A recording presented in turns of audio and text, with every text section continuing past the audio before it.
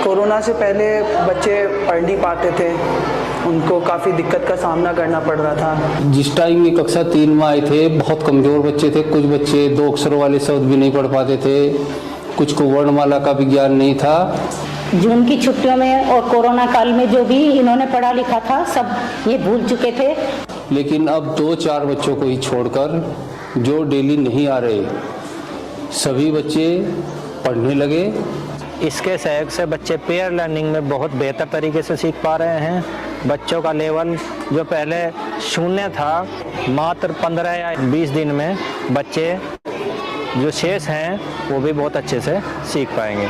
जो बच्चे किताब नहीं पढ़ पा रहे थे आज बहुत से बच्चे अखबार पढ़ रहे हैं। देवी संस्थान के कार्यक्रम जो चलाया जा रहा है ये FLN प्रशिक्षण वाला, वो काफ़ी सराहनीय है। मैं बेहद खुश हूँ कि हाँ मेरे बच्चे पढ़ पाते हैं, कक्षा 1 कक्षा 2 सभी बच्चे। तो रिजल्ट बहुत ही उत्साहजनक और सकारात्मक हैं। जैसे कि देखने में आया अटेंडेंस बच्चों की बढ़ी है। एक भेड़िया गड्ढे में गिर पड़ा, उसने बहुत कोशिश की पर गड्ढे से बाहर नहीं निकल सका। पाठ का क्या नाम है? चांद। एक दूसरे से प्रश्न पूछोगे? हाँ जी।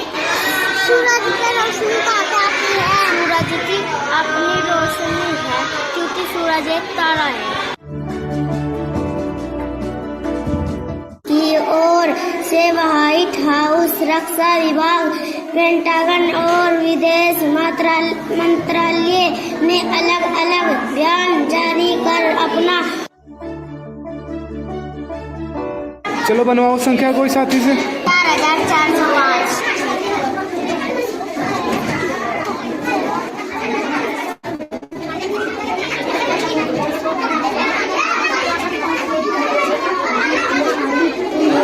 शाबाश। चलो बेटा साथी को सवाल बोलो कोई। 7050। 7050। 2163।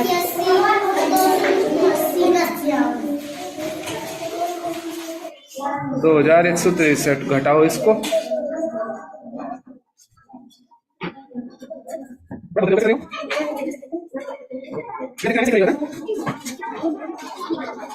सही क्या बेटा इसने घटा करके क्या संख्या आई है? 4887। वेरी गुड, बहुत अच्छा।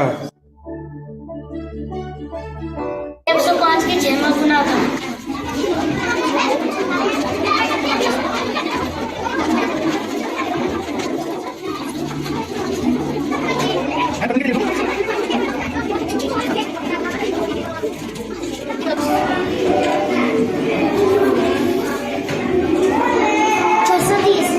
Very good.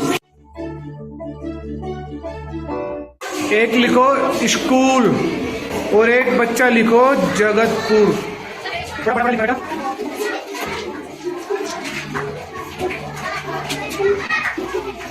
शाबाश।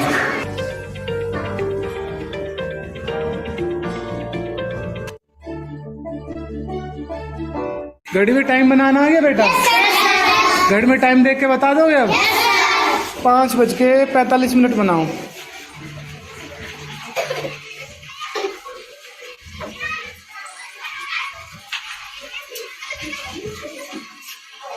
शाबाश शाबाश, बहुत अच्छे। 10:05।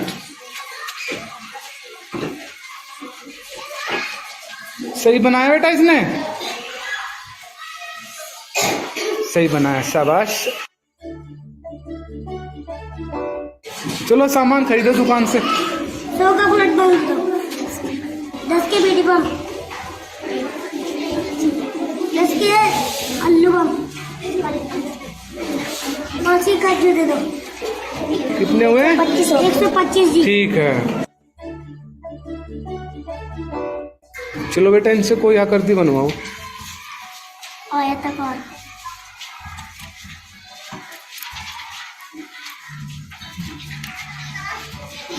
शाबाश। हमें ऐसे प्रयासों की जरूरत है जो फाउंडेशनल लिटरेसी को न केवल प्री पैंडेमिक की स्थिति में बल्कि उससे कहीं ऊपर हमें पहुंचा सके। इस दिशा में मैं सुनीता गांधी जी को उनके कंसेप्ट और program accelerating learning for all अथवा ALfA के लिए बधाई देना चाहूंगा, जो आप देश के विभिन्न हिस्सों में संचालित कर रही हैं। साथियों, इस प्रोग्राम के माध्यम से लोगों को 90 डेज में लिटरेट बनाया जा सकता है। मैं आशा करता हूं कि आने वाले समय में बड़ी संख्या में लोग इसे देखेंगे और इसे सपोर्ट करने के लिए आगे आएंगे।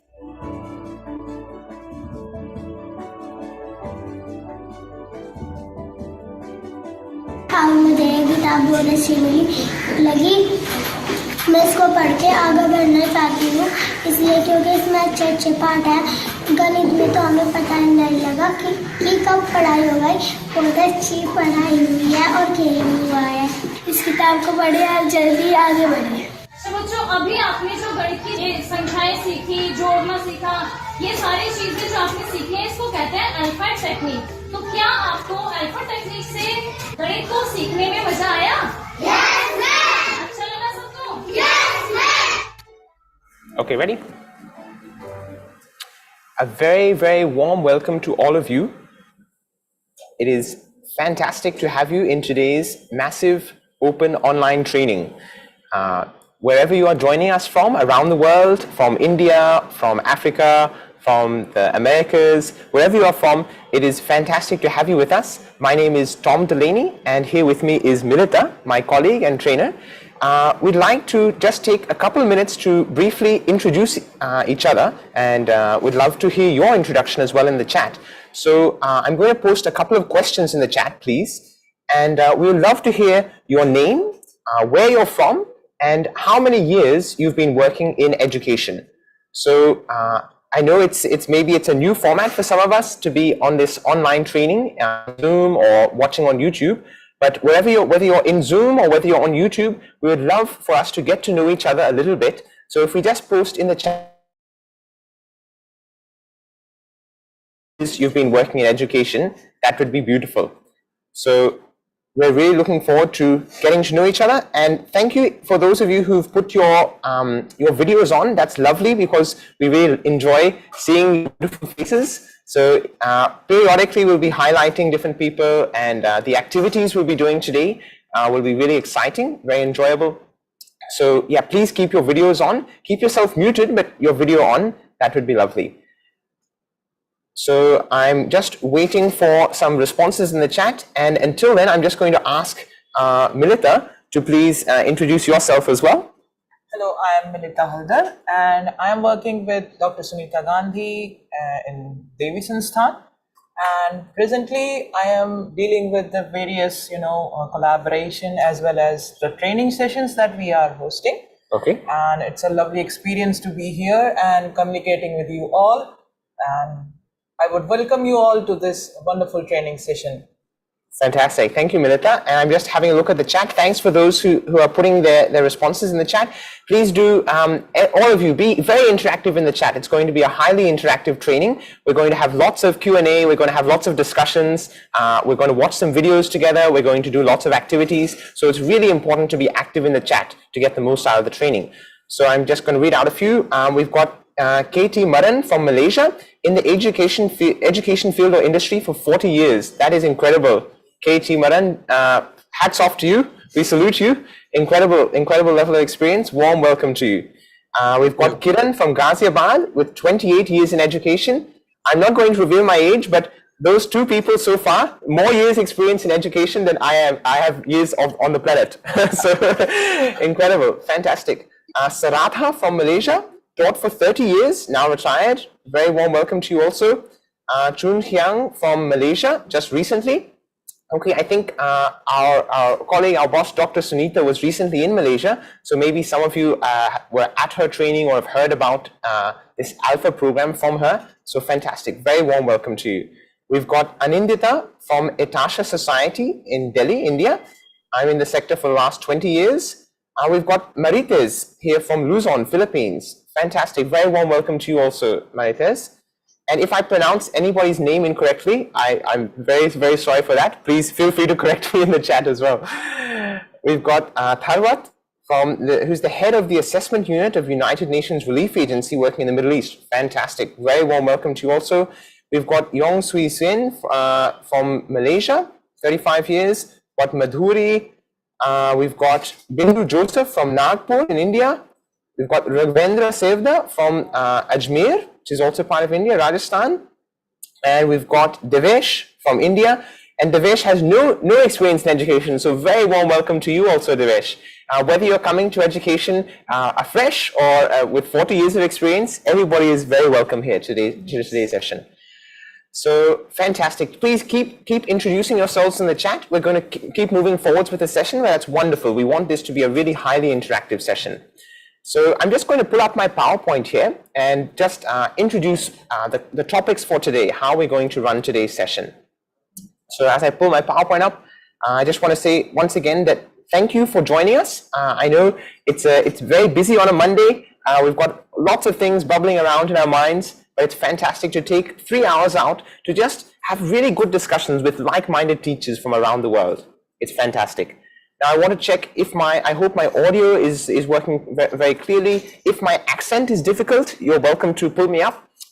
To introduce myself as well, I'm Tom. I'm originally from Australia, but I've been here for many years in India and working for the last 5 years with Milita, with Sunita, with my colleagues here in Devi Sansthan. So my passion is I work in slum areas, so in very poor, informal communities in the city. People move from the village to the city to try to find work, and they live in little jhopris, we call it in Hindi, in little shacks. So that's my passion, is working with disadvantaged communities. So fantastic. Just pulling up my PowerPoint again. So that's great that we've introduced each other, introduced ourselves. And just moving forward, it looks like there's some sort of formatting issue here with the PowerPoint. Okay, no issues, no issues. We're going to work on this. It looks like some sort of formatting issue here with the PowerPoint. We're going to get that fixed very quickly. But I wanted to just share with you that basically we're going to be looking at today at accelerating learning for all. This is the name of our program, Accelerating Learning for All. We're going to discuss why the impact that COVID has had on education. We want to hear from you, from your experiences around the world, the impact that COVID has had, and why it is so important for us to, for all children to be able to learn to read, write, and do basic arithmetic. Then we're going to spend most of the session doing some activities together. So we're going to be working through the numeracy materials, lots of addition, subtraction, lots of fun hands-on activities. Then we're going to be looking at the literacy and doing lots of fun word making activities as well. And then we're going to discuss the steps forward, how you can take this program forward in your own country and your own context. I'm just going to try sharing my screen. I hope that the PowerPoint will be visible there. Yeah. Okay, I'm just going to try sharing my screen. 1 second. So, yeah, just to remind you that it's going to be a highly interactive session, right? So we've got, through the chat, we're going to request you to keep interacting, right? Keep posting your questions, your comments. So please be very active in the chat. We're going to have some audience polls as well. So in fact, I'm going to start off by asking an audience poll here because this will help us really get into the mood. So as I'm just going to post this as an audience poll, please vote on this question as we put this up. So guess what percentage of 10-year-olds in low and middle income countries cannot read?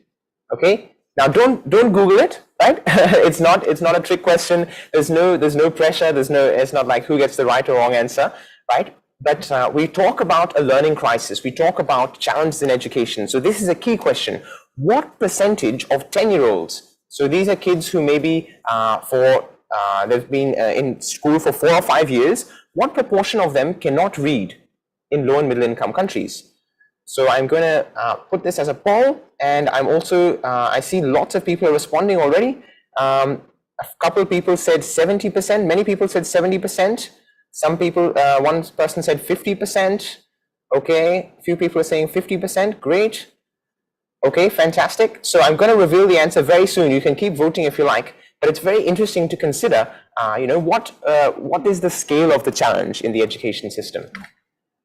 Just as I pull up, keep going on my PowerPoint, please. Yeah.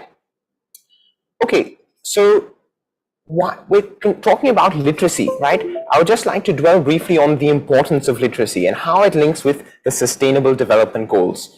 So the Sustainable Development Goals developed by the UN, a set of targets for by 2030, the world needs to achieve these targets. So it's things like ending poverty, it's things like eradicating hunger, eradicating malnutrition, better healthcare for all.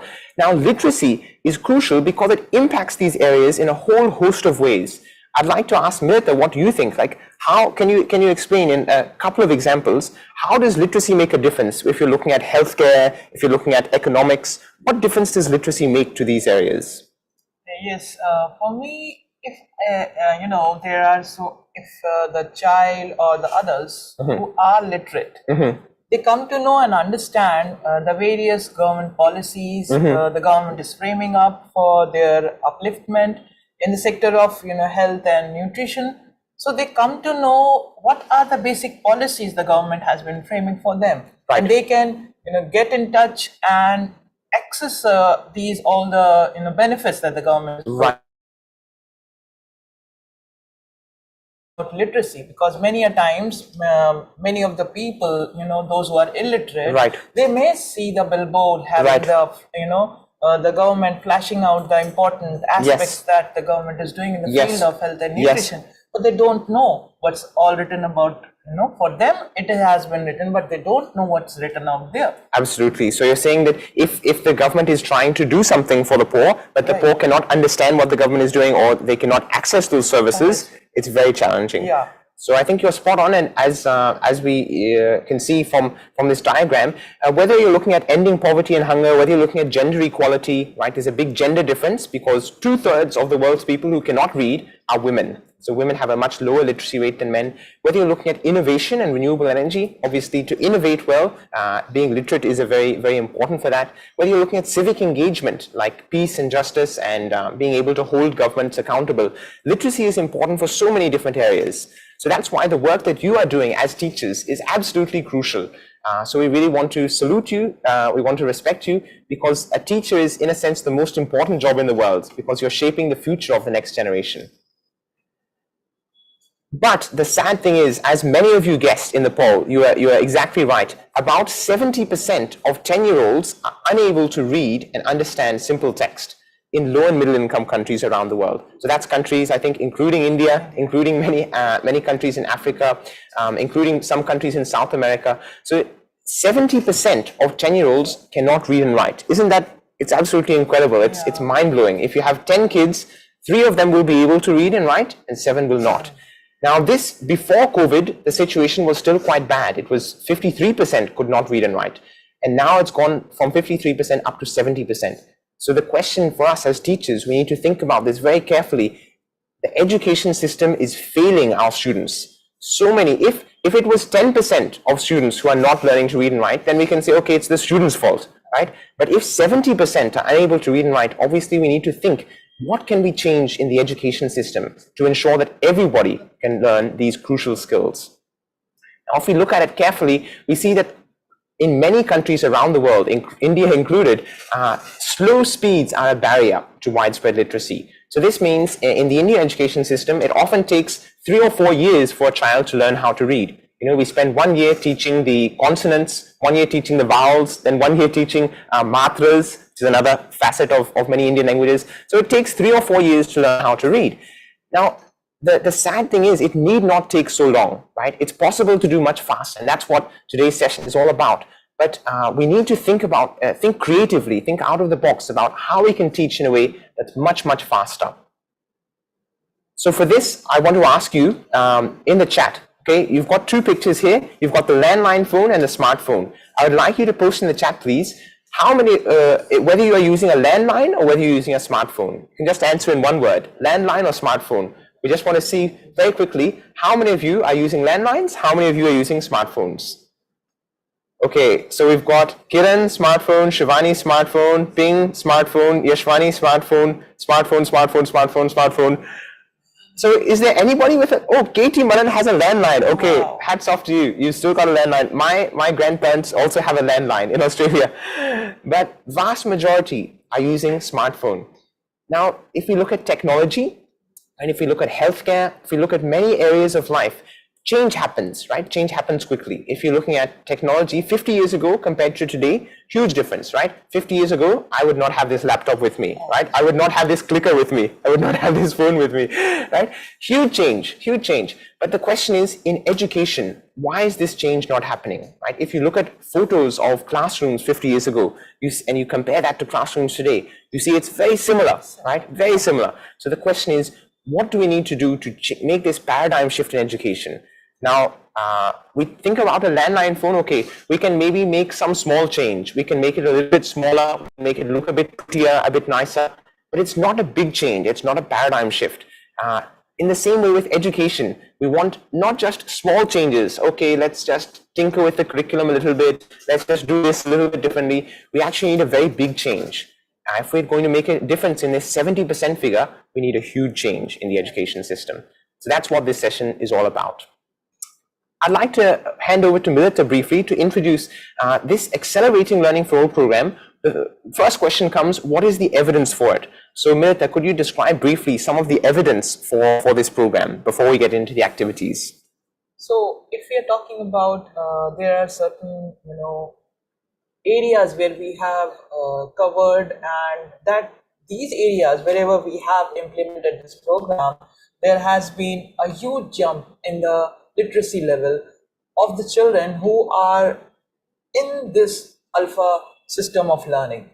And this has been covered by various organizations, various universities, wherein they have tried to highlight that how ALfA has been promoting the literacy level among the children as well as among the adults. We have collaborated with different NGOs, not only in India but also of the world at a different international level, to say naming few, Literacy Chicago, FAVI. So these all organizations have come together to start on this to change the way we actually are learning, because as discussed earlier that the process has been slower, so thereby it has been affecting our learning level. So the same thing we implemented with the Government of India's permission and with the collaboration with the Government of India in a district of Shamli that was falling under a low performing district, identified by the Government of India through a national survey.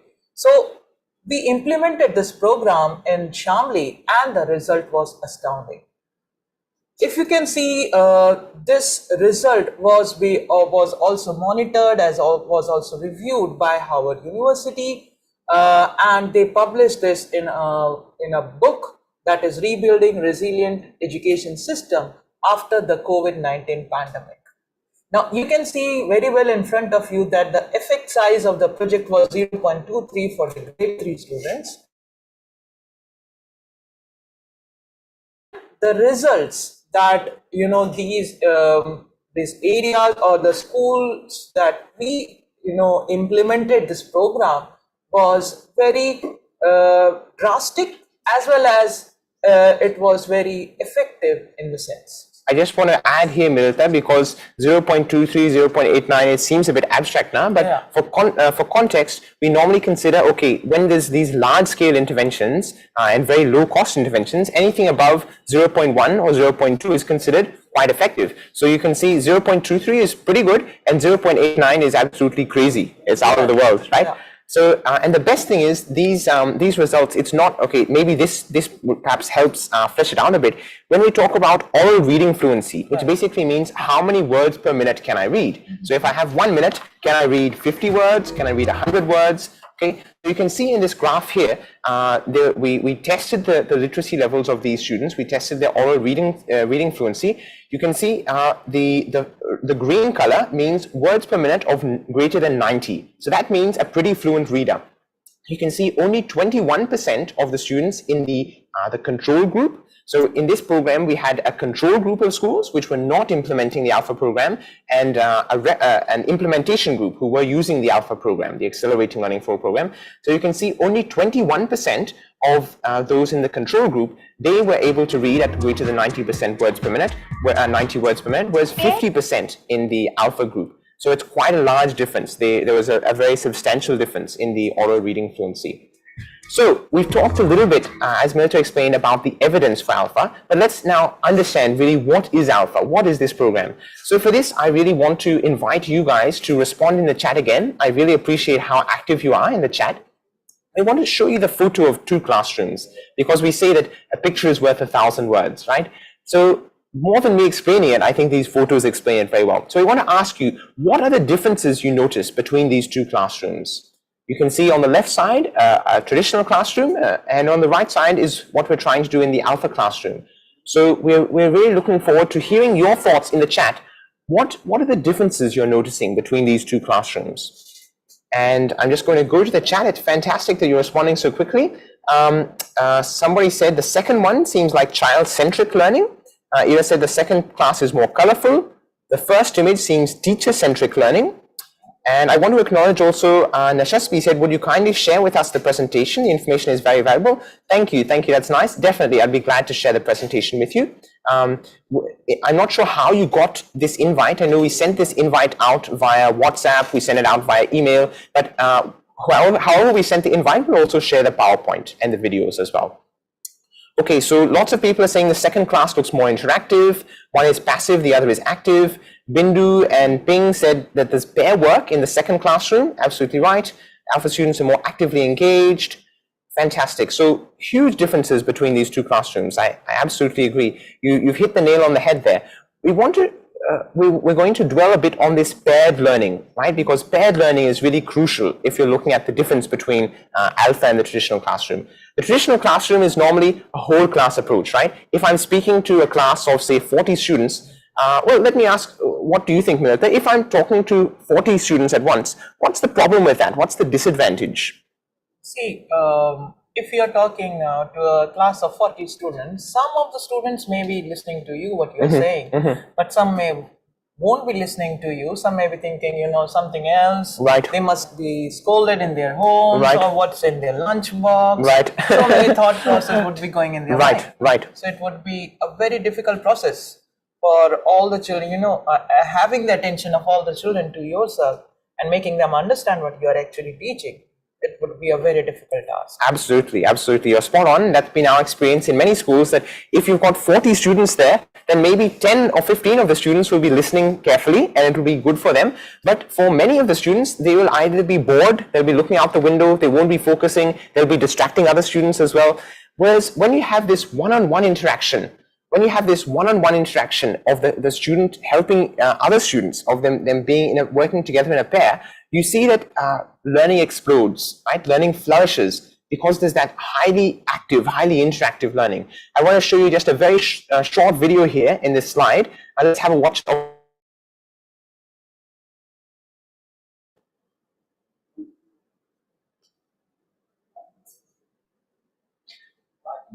Okay, that's fine. We don't need sound for this video. Just wait. Okay, you can play this video. Yeah.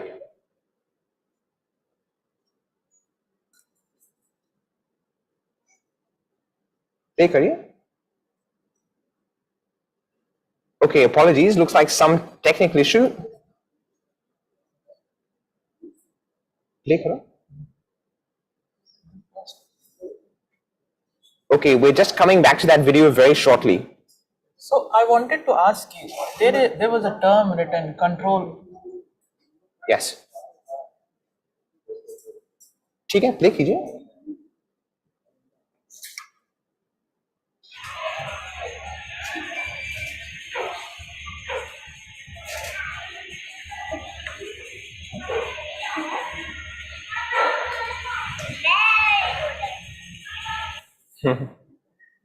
Very nice.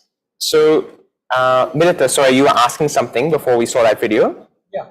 Actually, I was asking, there is a term written, error of control. Control of error, I think. So, I would like to understand that how in this peer learning, this control of error is happening. Right. So I think you saw in that short video, you saw that two kids were working there, and there was a little chit which had 11 written on it, and they were using their hands-on material to represent it. So we'll see this very soon, that an ice cream stick is representing 10 and a matchstick is representing 1. Now, I'm not sure if you noticed there, the child was initially reaching for a second matchstick. He was going to get out 12, but then he looked at his partner and his partner was like, no, and he put it back, right? Okay. So it's basically, it means that control of error is this term from Montessori approach. It means that when you're working in a pair, in this case, if I'm making some error, you can help me. I can check with you, and you will help correct my error immediately, right? So if it's a whole class approach, right? If the teacher is just lecturing and everybody is listening, the teacher doesn't actually know how the students are going. They don't know, okay, are they understanding or not understanding? Whereas when children are working in pairs, they're able to help each other very easily, and they're able to control the errors. So we may be wondering, okay, if we're using pairs in the classroom, then how are we going to make the pairs? Are we going to make the pairs randomly or deliberately? How frequently are we going to change the pairs? So I'd like to show you another video. This one's a bit longer. It's about a 5-minute video which discusses these issues about how to use paired learning in the classroom. So we're going to watch this video, and afterwards I want to ask you in the chat what your thoughts are on paired learning, and particularly why you think the ALfA program is relying so much on paired learning. So let's watch the video, and then I'm looking forward to hearing your comments in the chat afterwards. Paired learning is the cornerstone of the ALfA program. Children working together in pairs enable rapid rates of learning. In this video, we're going to discuss that why paired learning is effective, Sound आ रहा है, why ठीक? उसमें? random pairing, and how to make pairs. Let's begin with why paired learning is effective. Many studies have shown that paired learning is more swift and it's more effective, and it helps in improving children's performance, their academic performance, their social development, as well as their motivation and the engagement in the activity. A traditional classroom has a teacher-pupil ratio of 40:1, which really makes it difficult for the teacher to pay attention on each and every child. But when we talk about random pairing, this ratio becomes 1:1. The child is engaged and doing the activities. The Times of India Joshmith tracks are up to half kilometer long, 2 feet wide. A ground survey the cracks, revealing the vulnerability of the area, reports Shivani Azad.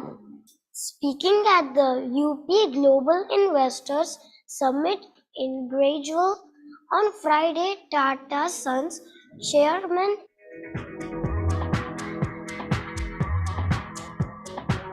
Okay, so now we know that pair learning is effective, but now the question is how to make pairs. Okay, so there are different ways of making pairs.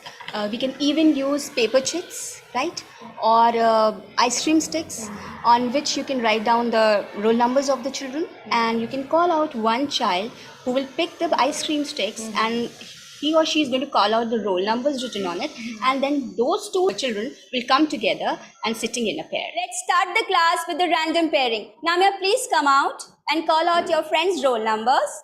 Roll number 44 and roll number 5. Yes, roll number 44 and 5, please come. Gati, please come out and call out the next two roll numbers.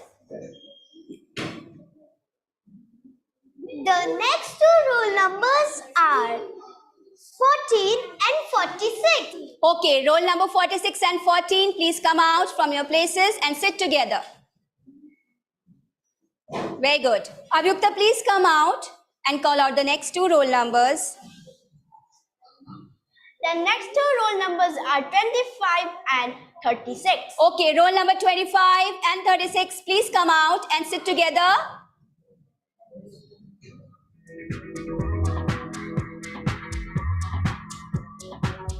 Now the question comes, why random pairs? Random pairs, what I think, that children enjoy the surprise. They understand better when they have a concept explained by their peers, whose thought processes are almost similar to their own thought processes. It also avoids sorting and labeling and sorting of children.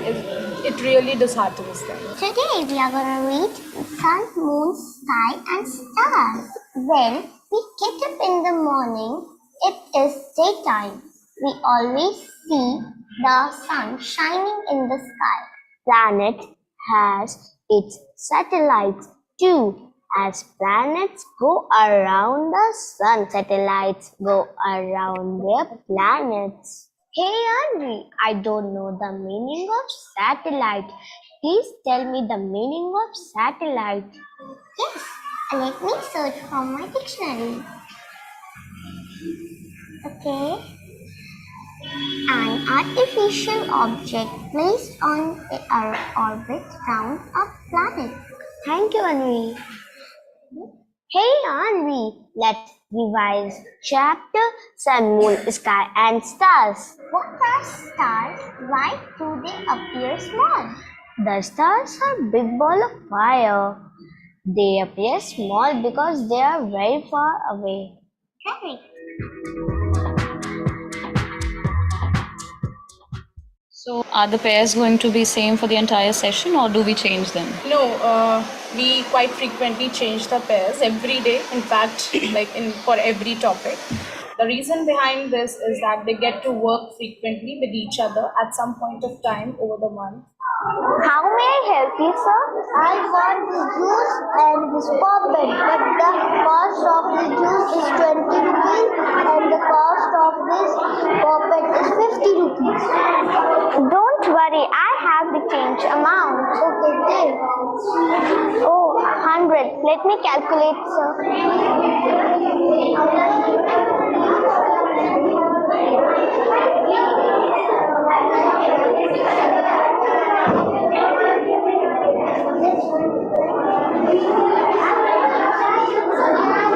The left amount is 30. Thank you, sir. Thank you. At what time do you? I wake up at 6 o'clock. When do you go to school? I go to school at 8 o'clock. Which time did you take dinner? Take my dinner at 8:25. When you go to play? I go to play at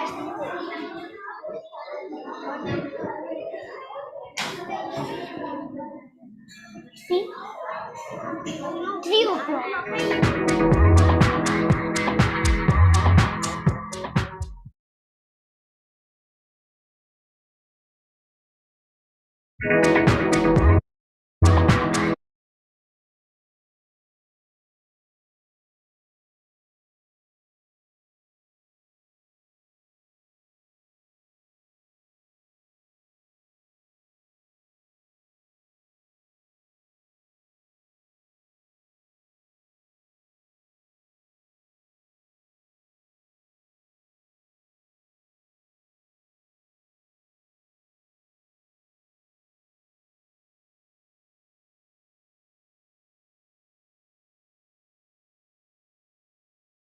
It looks like.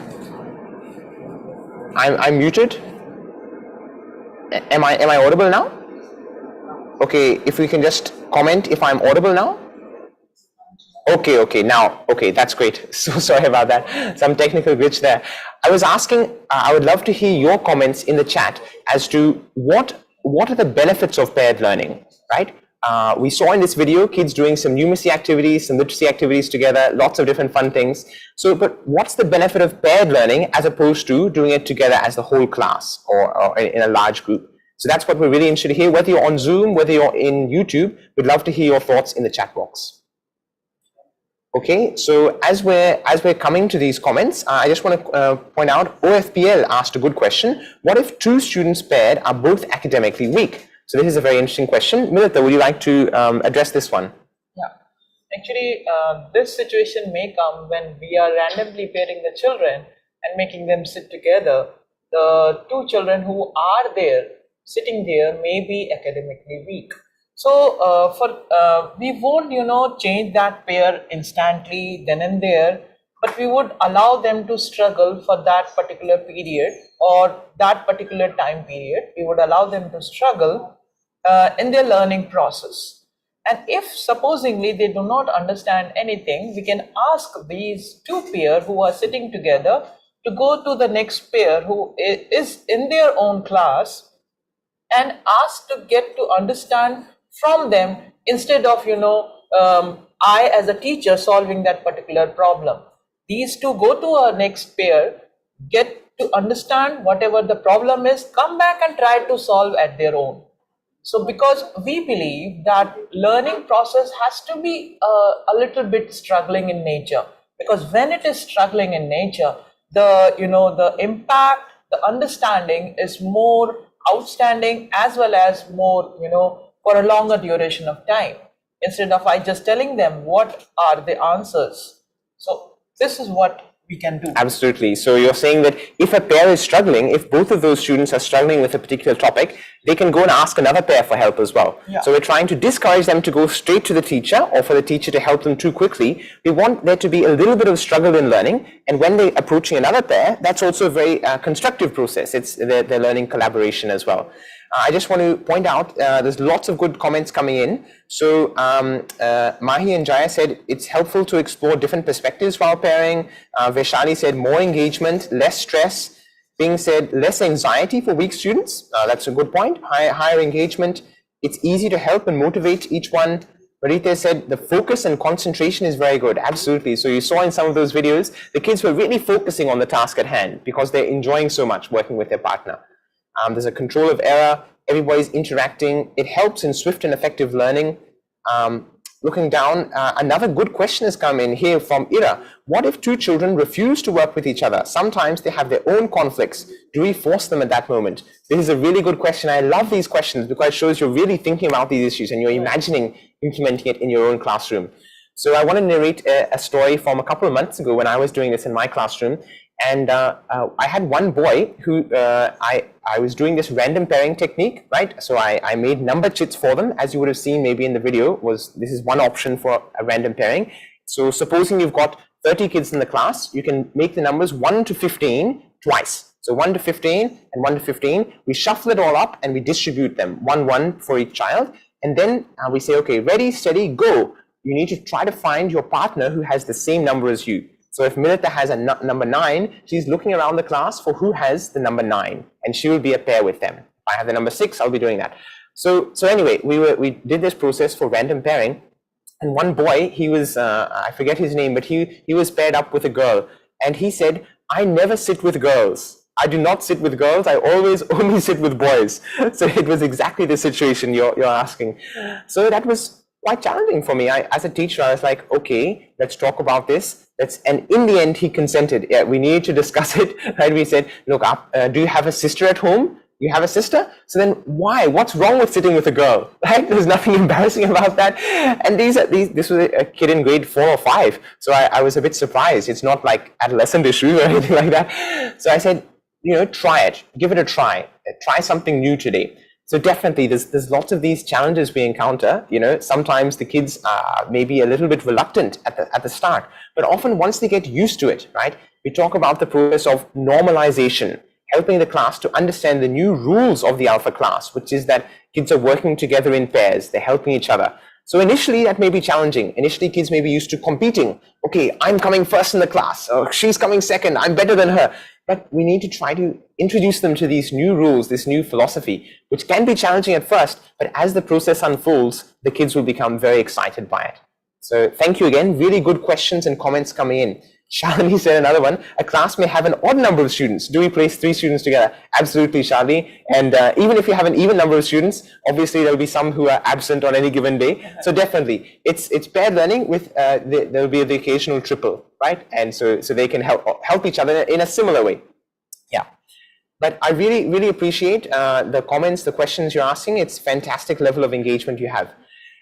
I want to skip forwards now in my presentation. We've watched some videos. We've had a good discussion. I think it's time now to get into some practical hands-on activities, right? So I want to skip forward to the numeracy part of my presentation. If we can just skip forward a couple of slides, and I want to request you all, right, to please grab yourself some counters. Okay. So we're going to come back to this later. Because I think it's really important to get into the numeracy side. So I would like to request you all to please grab a few counters. So Milita and I, what we are using, we've got matchsticks as ones, okay? Not sure how well you can see this, but we've got matchsticks. This is a box of matchsticks we're using for ones, and we've got ice cream sticks to use as tens, okay? So it need not be that, it can be absolutely anything. So if you just go into your kitchen, go into your living room, you can have absolutely anything. So for example, I'm just going to show you a couple of examples here. You could have ice cream sticks, matchsticks, you could have buttons, beads, you could have shells, you could have sticks, you could have leaves, stones. It can be absolutely anything, right? So I'd request that you please put your camera on while you're doing this, right? It's going to be a really fun activity, and we're going to pin a few people who are doing these activities together with us. So just quickly run into your kitchen. You'll need about 15 or 20 each of 2 different items, okay? So we're going to be doing 2-digit numbers. We're going to do some addition, subtraction, multiplication using these hands-on approaches. So if you just grab 15 or 20 each of 2 different items, and please just post in the chat what you are using, right? We are always interested to hear what creative ideas people come up with. In a training last week, somebody was using Hari Mirch, which is green chili. They were using green chilies for tens and pencils for ones, I think it was. So it can be absolutely anything, just 2 different counters. And if I can cut to my angle, cut to this camera angle, please.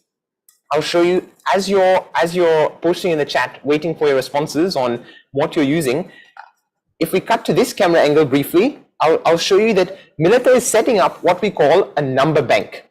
Okay, so a number bank, as you can see here arranged before us, it means we've set out all of the different, so these are ones, okay, this is in Hindi, sorry, but these are ones, our matchsticks, these are tens, right, so our ice cream sticks are tens, then a bundle of tens, these are 10 tens, so that makes 100, okay, and then we've got spoons, which represent 1,000, and we've got a bundle of 10 spoons, which represents 10,000. So I'm just showing you this because when you're working with grade 3, grade 4, grade 5 children, they'll be able to get up to very large numbers, right? They'll be doing sums in thousands, 10,000s, even 100,000s, using this hands-on approach. Okay, so I'm just having a quick look at the chat to see what you guys are using. Ira is using candies and business cards. Fantastic, very creative. Okay, so I'm not sure, candies as ones and business cards as tens, maybe. Let's see. Anindita is using pencils for ones and sharpeners for 10. Okay, that's great. That's also very creative. I can see you are a teacher because you have at least 10 or 15 pencils at home and sharpeners as well. I'm just looking at the YouTube comments as well. I want to have a look in the YouTube comments as to what you guys are using. And I'm also going to request my team, for those of you who have your videos on, right, I'll request my team to have a look, and people who have the videos on, you can pin them also, right, so that we can share, we can see what they're doing. Yeah, great. Fantastic. My Yen has marbles for 1 and pens or pencils as 10. Okay, fantastic, great. Okay, so just before we start doing these activities, as you're still grabbing your stuff, I want to ask a question again for your response in the chat. Why do you think so many people find maths difficult, right? Lots of people find maths difficult or boring. It's a very common experience. I've seen it here in India. Milita is a good example for this. We've seen it in India, in Australia. I know lots of people who say, oh, I really hate maths. I'm not sure what it's like in Malaysia or whichever country, Philippines, whichever countries you're joining us from. But we want to hear in the comments or in the chat, why do you think so many people find maths to be difficult, find maths to be boring? So I'm looking forward to your messages here. I'm going to ask Milita to respond as well, since you don't like maths very much. So what do you think? Why do many people dislike maths? Because actually, when we are talking about maths, it's very hard to correlate certain of the aspects and certain of the things that we are learning in maths. Yes. And it's very difficult to correlate with our present, at the present life we are in. Right. So it becomes a kind of boring aspect for some of them, because it's just like 2 + 2 = 4. Yes. But how the thing is happening, how we are actually doing this, it's not clear to them. Absolutely. So you're saying there's not much connection with everyday life. It seems very abstract, very theoretical, hard to understand. I'm looking in the comments, lots of people are sharing similar things. Shalini said it's not related to real life. Katie Maran said the process and approach in teaching is the problem. Absolutely agree. The concepts are not clear, it's not hands-on, it's not connected with daily life. Totally agree with you. So if I just pull up my PowerPoint again briefly, there's a lot of these issues which we face in the conventional approach to maths. So that's why in ALfA there's a very different approach we're using. So what we talk about is concrete to abstract. So we've got these ice cream sticks, these matchsticks. These are concrete objects, right? Now these are things that kids can touch and feel and play around with. And this is much easier to work with, especially for young kids, but also for adult learners, we find. It's much easier because you can grasp it, you can really understand. So we move from these concrete objects to the abstraction. Now the abstraction is the written work, right? When we're writing 35 + 16, 5 + 6, carry 1, etc. That's the abstraction. But we move from the concrete to the abstraction. We do lots of games, we do activities. Children are making questions for each other. This is a really important point. They're making questions for each other. Every module provides a good structure for paired work. It's very visual, and all of this leads to a deeper conceptual understanding of maths. So what does this mean in practice? We're about to do some activities together to give you an example. So This is one of our favorite games. We call it the clapping and snapping game. Okay, so in this, a clap is worth 10 and a snap is worth 1. Okay, so we do this as a paired activity. So Milita and I are here. I'm going to clap and snap a number for Milita to respond, and I would like you to respond in the chat or in the comments before Milita. You guys are very quick. You're responding so quickly. It's fantastic. So before Milita responds, I would like you to respond in the chat as to what number I clapped and snapped. So remember that a clap is 10 and a snap is 1. Okay, here we go. Ready? We'll start with a slow one. I'm just requesting my video to be on screen, please. My front video. Yeah. Okay. Front video. Perfect. Okay. Here we go. Ready? Okay. So waiting for your responses in the comments as to what number I made. And oh my goodness, you guys are so fast.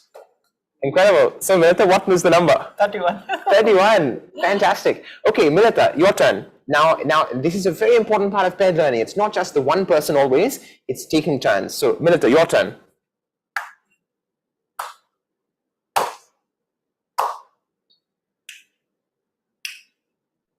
Okay, so waiting for your responses in the comments, what number she made. And there's a little bit of confusion here, which is fine because I know there's sometimes an internet issue or whatever. But yeah, most of you have said 42, which I think is correct. Yes. 4 claps and 2 snaps. Fantastic.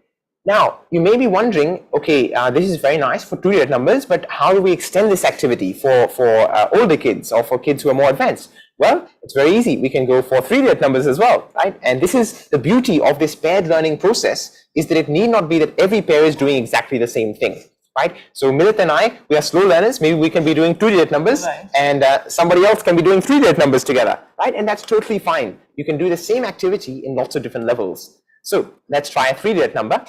For this, I'm going to have an overhead clap, right? Is going to be 100. Okay, so this is going to be 100.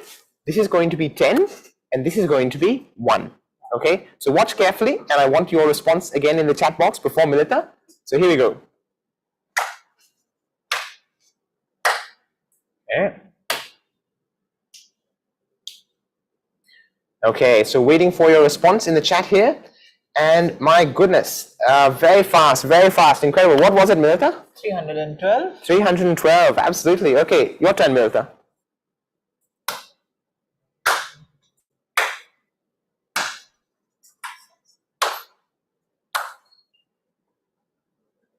Okay, so can you in the chat what number she made?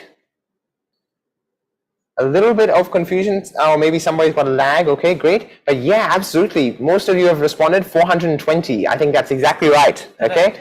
4 overhead claps, 2 in front claps, and no snaps. So 0 in the ones column. Fantastic. So let me ask you, I'm interested to hear your thoughts on this activity. What do you think is the advantage of this activity? You know, what are children learning from this that they would not learn just from the board? You know, we can also explain these things on the board. We can write out 420 and we can say, this is the hundreds, this is the tens, this is the ones. Now, this is also important. We're not saying no written work. We're not saying no abstraction. Abstraction, written work is very important. But what do you think is the advantage of using these sorts of hands-on activities as well and as a lead up to the abstraction? So I'm just going to wait for a few more responses to come in. I also want to acknowledge there was a good comment which came a while ago. I appreciate how much I need to scroll up because you guys are being so active. Fantastic. Pina said, I didn't enjoy arithmetic in elementary school. I appreciate it at university. It's how the teacher makes it clear and easier. Absolutely, Pina. Totally agree. So the way we teach maths is very, very important. I'm just scrolling down to hear your responses here. I'm looking in the, by the way, I'm looking in the Zoom chat. Those of you who are on YouTube and commenting, I'm requesting my technical team to maybe highlight or pin some of those comments, some of the good comments that are coming in. You can even flash them up on screen if possible, because I really appreciate that a lot of you are watching on YouTube as well. So please be active in the comments there as well. So Oyan said sharp observation. So the children are learning to observe sharply. They're using senses, not just the visual sense. They're using the audio sense, right? The sound. There's attention, Kiran said. There's focus, minute observation, keen observation. It's an engaging activity. It's helping students to focus. Visual and auditory engagement. Jun Xiang made a good comment here. Child with ADHD may appreciate this as well. Their sensory diet is totally satisfied. Yes, very well said. Bindu Joseph said they're learning by doing practically. Both visual, auditory, and the use of hands are happening simultaneously. So there's lots of these processes happening simultaneously. It can suit learners of different styles, right? Of audio style, visual style, kinesthetic style. It's suiting a lot of different styles at once.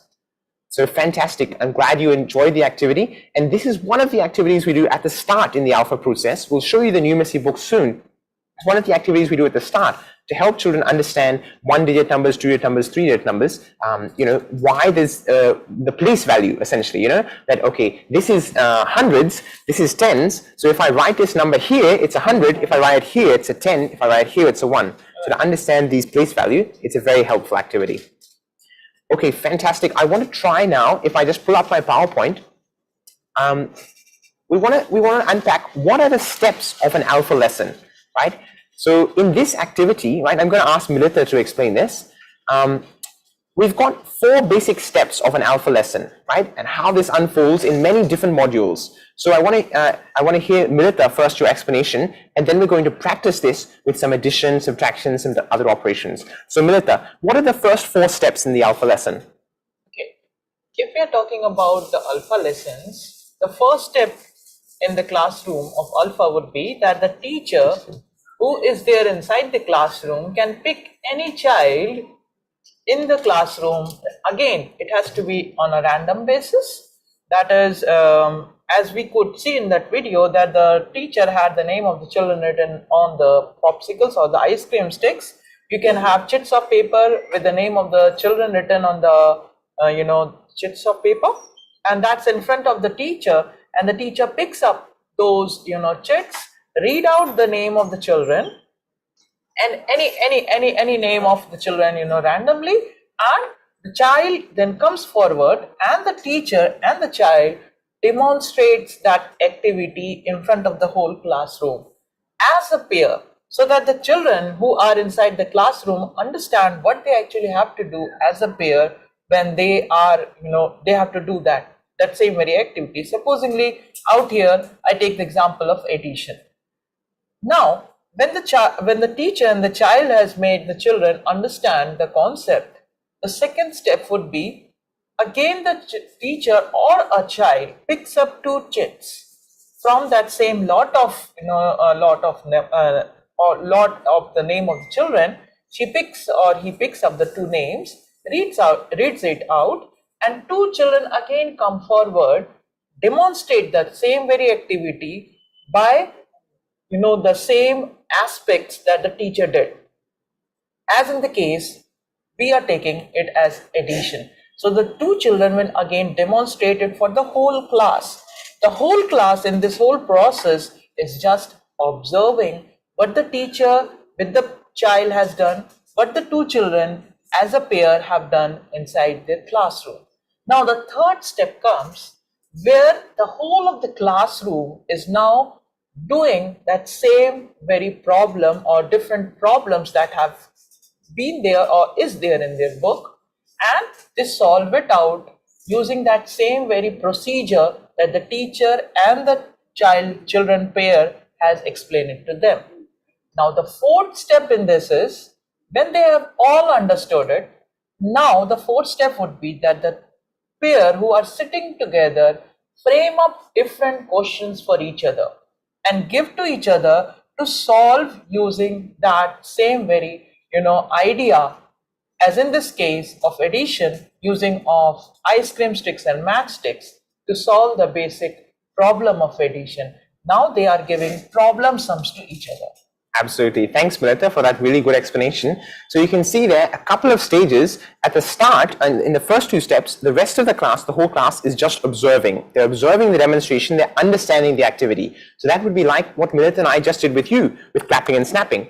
Now, if this was a physical training, right, what we'd be doing is we'd be pairing you up and we'd be saying, okay, now do more clapping and snapping with each other. That's what happens in the ALfA classroom. The teacher gives a demonstration with a student, 2 students give a demonstration, and then the whole class does it in pairs. Then, as Milita said, the fourth step, which is very important, is the kids are then making more questions for each other. So we'll see how this works very soon. Just want to share briefly that then there's also a couple of steps after this, which are also really important. So at the end of the lesson, the teacher takes some feedback, and that's followed by instant corrective action. Now, we're going to discuss this later on in the session today, but how to take this feedback is very important. Because if you just ask, okay, does everybody understand? Then everybody will say, yes, ma'am, yes, sir, I understand, right? But that's not very helpful, because you don't know, do they actually understand or not? Or what are the finer points which maybe need more work? So we've got a different process, a very more interactive, a fun quiz type process for taking feedback. We'll be sharing that towards the end of the session. And finally, after the feedback and after this corrective action, now corrective action means that maybe you need to repair the class, okay? So maybe you're mixing the pairs up again, and hopefully in the new with the new partners, maybe these kids will be able to learn. At the end of all this, there's a test, and the test can be a challenging test as well. It can be a test which checks their ability to apply this to real life as well, and hopefully all of the children will be excelling in this test.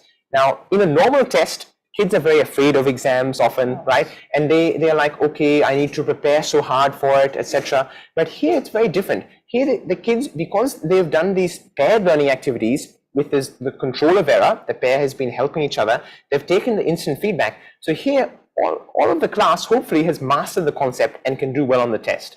So we don't want, in the traditional education system, the purpose of the test is to sort students, to say, okay, you're a good boy, you're a topper, you're bad, you're coming last in the class, you didn't make it. So that's the purpose of exams in the traditional education system, is to sort students. Now, we don't want to sort students. We don't want to judge students. We don't want to label students. So here the purpose of the exam is different. The purpose is just to check learning once again and to affirm all students that yes, they have mastered this concept. Okay, so that's what these steps look like. Let's see what it looks like in practice. So I'd like to invite you to get out your materials, get out your counters, which you've hopefully gotten. I know lots of people some got buttons, some got sticks, some got pencils. So get out your buttons or whatever your counters are, and we're going to solve an addition problem together using this hands-on process. So I'm going to give Milita a question. She's going to solve it here. Then later she's going to give me a question. I'm going to solve it. And as we're solving it, I would like you guys to also solve it with your hands-on materials. So let's go. If I pull up my PowerPoint again, pull up my PowerPoint once more, and I'd like you all to get out your materials. This question is going to be 28. So first, can you get out 28, please, Milita? Okay, so for 28. Oh, let me ask you guys to respond in the chat as well. 28. How many ice cream sticks does Milita need? How many matchsticks does she need? Looking forward to hearing your comment here. How many 10s and how many 1s in 28? So please comment, and please also use your own materials. Do this sum together. This will be much more interesting for you to do it rather than just watching us do it. So Ira, exactly right. 2 ice cream sticks and 8 matchsticks. Beautiful. So here Milita is getting it out. 2 ice cream sticks, you can see. So she's got all of her stuff is in the bank, and she's just neatly taking out 28. 2 ice cream sticks and 8 matchsticks. Fantastic. And I'm going to ask you, others also who are watching, please do this, right? At home, use your counters, do it. And I'm going to request my team, if somebody has their camera on, I can see, okay, that's fantastic. Patricia, Thava have their camera on. Beautiful. And I can see Anandita also has her camera on. Fantastic, Anandita. So you've got your 2 sharpeners and 8 pencils. Ira has hers. It's 2 business cards and 8 lollies, 8 toffees. Beautiful. Fantastic. So let's do this together. Okay, so we've got 28. I'm going to show you on my animation as well, because that's makes it nice and clear. So you've got 2 ice cream sticks and 8 matchsticks. Now we're going to add 15. So in 15, can you get out 15 as well, Milita? Those who are watching as well, so keep your 28 down neatly on the desk or wherever you're working. Keep it down neatly, and then take out 15 separately. Okay, and I'm just seeing okay, so Milita's got 15. I'm going to show that in my animation as well. So we've got 1 ice cream stick and 5 matchsticks, and I'm seeing Patricia and Anandita are doing the same. Okay, now I want to hear your thoughts in the chat. I'm going to ask Milita as well, but I want to hear your thoughts first in the chat. Is Milita going to start by adding the matchsticks, or is she going to start by adding the ice cream sticks? I want to hear your thoughts in the chat. Some people are very smart, they jump to the answer, straight to the answer, but no, we don't want to jump straight to the answer. I'm asking you a different question. I'm asking you, do we start by adding the matchsticks or do we start by adding the ice cream sticks? Or in other words, I'm not sure what you guys are using, but do we start by adding the ones or do we start by adding the tens? Okay. Shalini and Shivani start by matchsticks. Okay, absolutely. Chun Xiang said ice cream sticks. Okay, maybe that's a different technique. In this technique, we're definitely starting with the ones first, and you'll see very soon why that is. Yeah, you'll see very soon why we're adding the ones first in this technique. Okay, great. So Milita, go for it. Can you add together your matchsticks and tell us how many you've got? So I would be adding up the matchsticks first because matchsticks for me represents the ones. Okay. So in addition, as we start from the ones, so I'll be starting with this. So for the first number, I have 8 matchsticks. Okay. And for the second number, I have 5 matchsticks. Okay, very nice. So I will take up all the matchsticks together. Great. And place it at one single place. Okay, great. So now I have 1, 2, 3, 4, 5, 6, 7, 8, 9, 10, 11, 12, and 13 matchsticks. Fantastic. Now So these are so many. Milita has 13 matchsticks here, as I'm sure if you're doing yourselves, you will have also gotten this. So we want to hear from you. What does she do now? She's got 13 matchsticks. What will she have to do? Interested to hear your thoughts here in the chat. Milita has got now 13 matchsticks. What is she going to do with her 13 matchsticks? Yeah, that's right, Kenny. She's got 13. So the question is, what is she going to do with these 13 matchsticks? Okay, great. Exactly. Shalini and others are commenting. So what will you have to do, Milita? I think I have to take account because I have 13. So 13 is the number of tens. So I have to take out 10 matchsticks and replace it with one ice cream stick because ice cream sticks for me represent tens. Okay, great. So go for it. Okay. 1, 2, 3, 4, 5, 6, 7, 8, 9, and 10. Fantastic. And I'm just showing you in my animation as well, right? So we've got, I slid those matchsticks across, and then those 10 matchsticks are being put away. They're being exchanged for one ice cream stick. That's what Milita just did. She put 10 matchsticks into the bank and she took one ice cream stick out. So now, Milita, how many matchsticks do you have left? So I have now 3 plus 1. Okay. Ice cream sticks. Ice cream okay. sticks. So I have 4 ice cream sticks. Okay, great. And how many matchsticks? 1, 2, 3. That is 10, 20, Great. 30, 40. Good. And 1, 2, and 3. That is 43. Fantastic. Great job. So I'm just showing you this in my animation as well, since the video maybe is not as clear. But you can see here that I've got my ice cream sticks are moving together. My matchsticks are moving together. And so now Milita's got 4 ice cream sticks, 3 matchsticks. That's 43. So I want to ask you, interested to hear your thoughts in the chat. Thank you for you who did it together. I saw Patricia was doing it. I saw many of you were doing it. Fantastic. So I want to ask your thoughts in the chat. What do you think is the advantage of using this concrete object for teaching something like addition, right? Why are we doing these concrete objects? Because there would be another way to teach this, right? You can see on the right side, you can see on the left side, there's this addition problem is given, 28 plus 15 is equal to 43. So we can teach this in written work, right? We can teach 8 plus 5 is 13. We write 3, we carry 1, and then we do 1 plus 2 plus 1 is 4. We can write that. But what is the advantage of using these concrete objects instead of just teaching it in written work?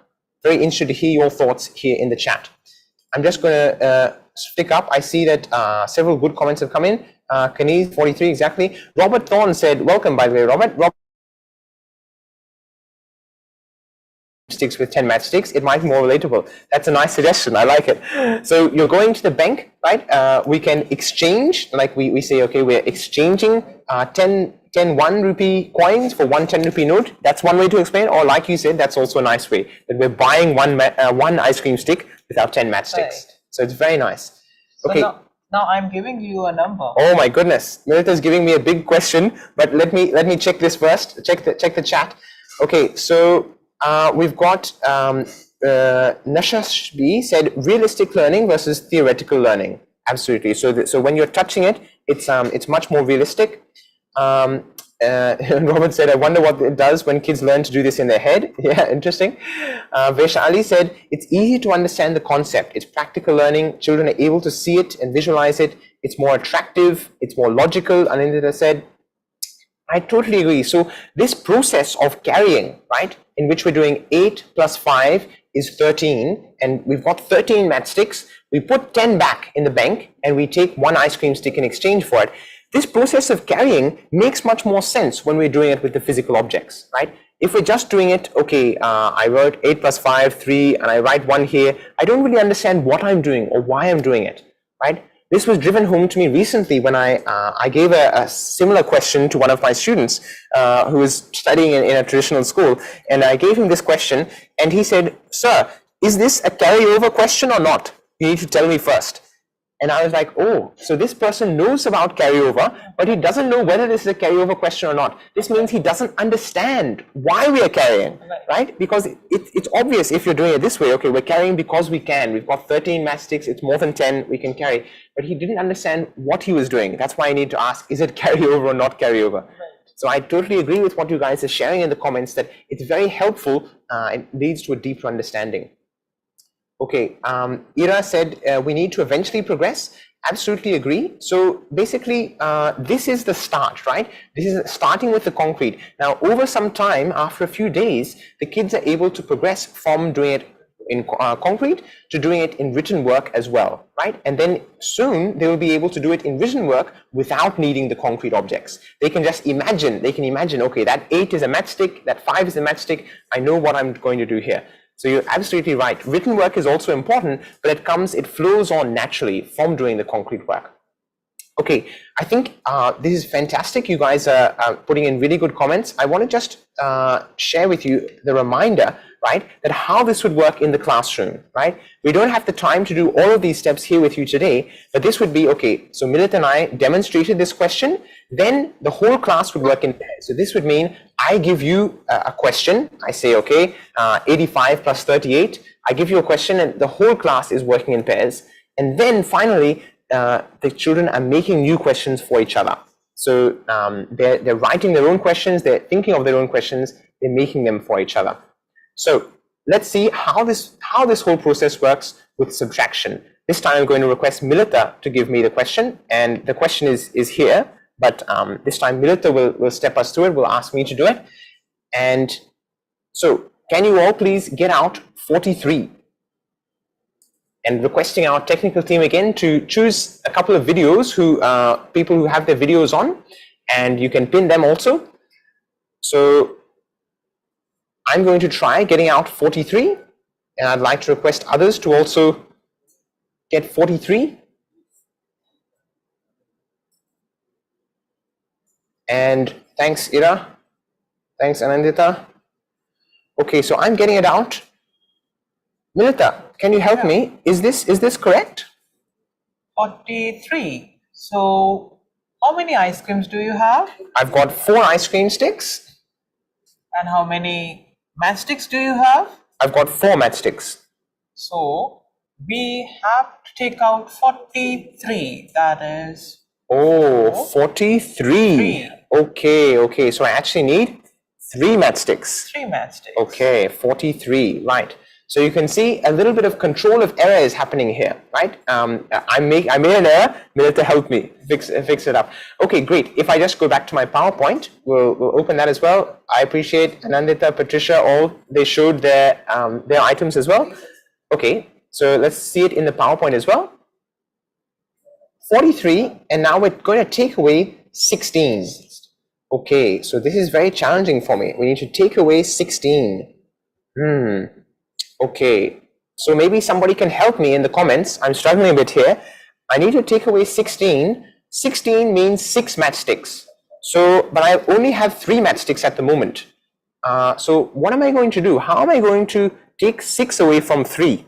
I'm looking for somebody to help me out in the comments, and maybe we can show the animation as well, a couple of moves.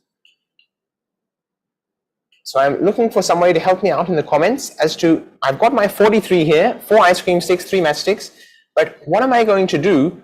Because I can't take 6 away from 3. I've got my 3 here, you can see it here. I've got 3 matchsticks. I need to take away 6. What am I going to do? Okay, I'm looking in the comments. Vaishali says, borrow 1 ice cream stick. Shivani says, we can make 3 13. Ira says, change 1 ice cream stick to 10 matchsticks. Absolutely, great. So I hope wherever you're watching, you're doing this yourself as well. Don't just watch us doing it, do it yourself, okay? So you've got your 43 out, and that's exactly what I'm going to do. I'm going to take my 1 ice cream stick, and I'm going to put it back in the bank. I'm going to exchange it for 10 matchsticks. So I put it away. You can see it in the PowerPoint as well. Okay, I'm going to count them out. 1, 2, 3, 4, 5, 6, 7, 8, 9, and 10. Great. Okay, so I've got 10 there. So I've got 10 and 3. I've got a total of 13 matchsticks now. Okay. Fantastic. I've got 13. You can see that in the PowerPoint as well. So now I've got 13 matchsticks. I've got 3 ice cream sticks. Now I can remove 16. So for 16, let me think. I think I need in 16 there are 5 matchsticks, right, Milita? No. No? Think over it. 16. 1 and 6. Okay, so that's 1 ice cream stick and 6 matchsticks. 6 matchsticks. Okay. So here I go. 1, 2, 3, 4, 5, 6. I'm removing 6 matchsticks. I'm removing 1 ice cream stick, and I'm looking forward to your answer in the chat box. What do I have left now? I've removed 16. What do I have left now? Looking forward to your answer in the chat box here.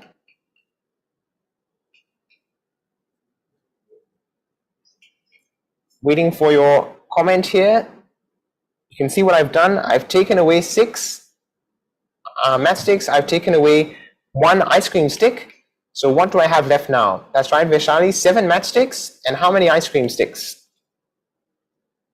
7 matchsticks, 2 ice cream sticks. So I've got a total of, yep, that's right. Exactly, I've got a total of 27. Beautiful. So you can see how this process works there.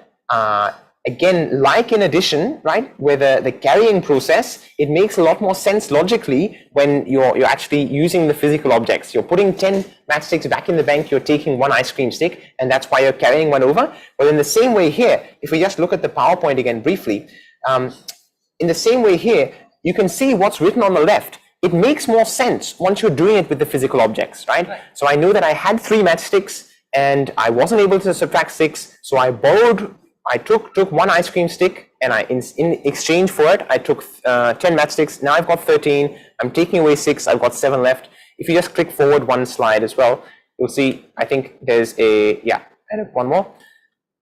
Yep, keep going. So we can see, yeah, exactly. So the written work makes much more sense once you've done the concrete work as well. The abstraction makes sense when it follows from the concrete object. Beautiful. So I want to ask you guys the 4th step of the ALfA process, right? The 4th step which we're doing is which we haven't done yet here. In fact, let's do the 4th step. Okay, let's do the 4th step. I think this will be helpful. So I would like you guys to post in the chat, post a subtraction question for us, right? The 4th step is when kids are making new questions for each other. Okay, so I want please just post a subtraction question. You can even use a biggest question if you like, because we've got a big bank here. We've got all the way up to hundreds, thousands, 10,000s. So post a subtraction question for us. Milita will solve it. Okay. We've got a few different questions coming in. Let's go for Kiran's question. Okay. 90 minus 19. So for this, I have to first take out 90. Okay. So for this 9, that is 9 of ice cream sticks, because 9 is okay. tenths. Great. So 10, Okay. 20, Okay. 30, Yes. 40, Great. 50, Yes. 60, Great. 70, 80, Mm-hmm. and 90. Okay. Now Great. I have 90 and I have to subtract Okay. how much? I think it was 90 minus 19. 90 minus 19. So So I I have hope- to subtract 19 from 90. Fantastic. So if we are going to this number, so out here for the ones, there is no matchsticks out here. That means Okay. there is 0. I So it's hope, by the way, you guys are trying this as well, right? Try this question. Kiran posed this question in the chat, 90 minus 19. So give it a try with your hands-on materials. Like Milita said, she's got 9 ice cream sticks, 0 matchsticks. So go ahead, Milita. What are you going to do next? So now there is no matchsticks out here to represent my unit, or because the number is 90. So I have to now subtract 19. So I take this example. Supposingly my friend comes to my house to ask for 9 breads. Now I don't have any breads with me. So now what I do is I go to my neighbor. And ask for some bread.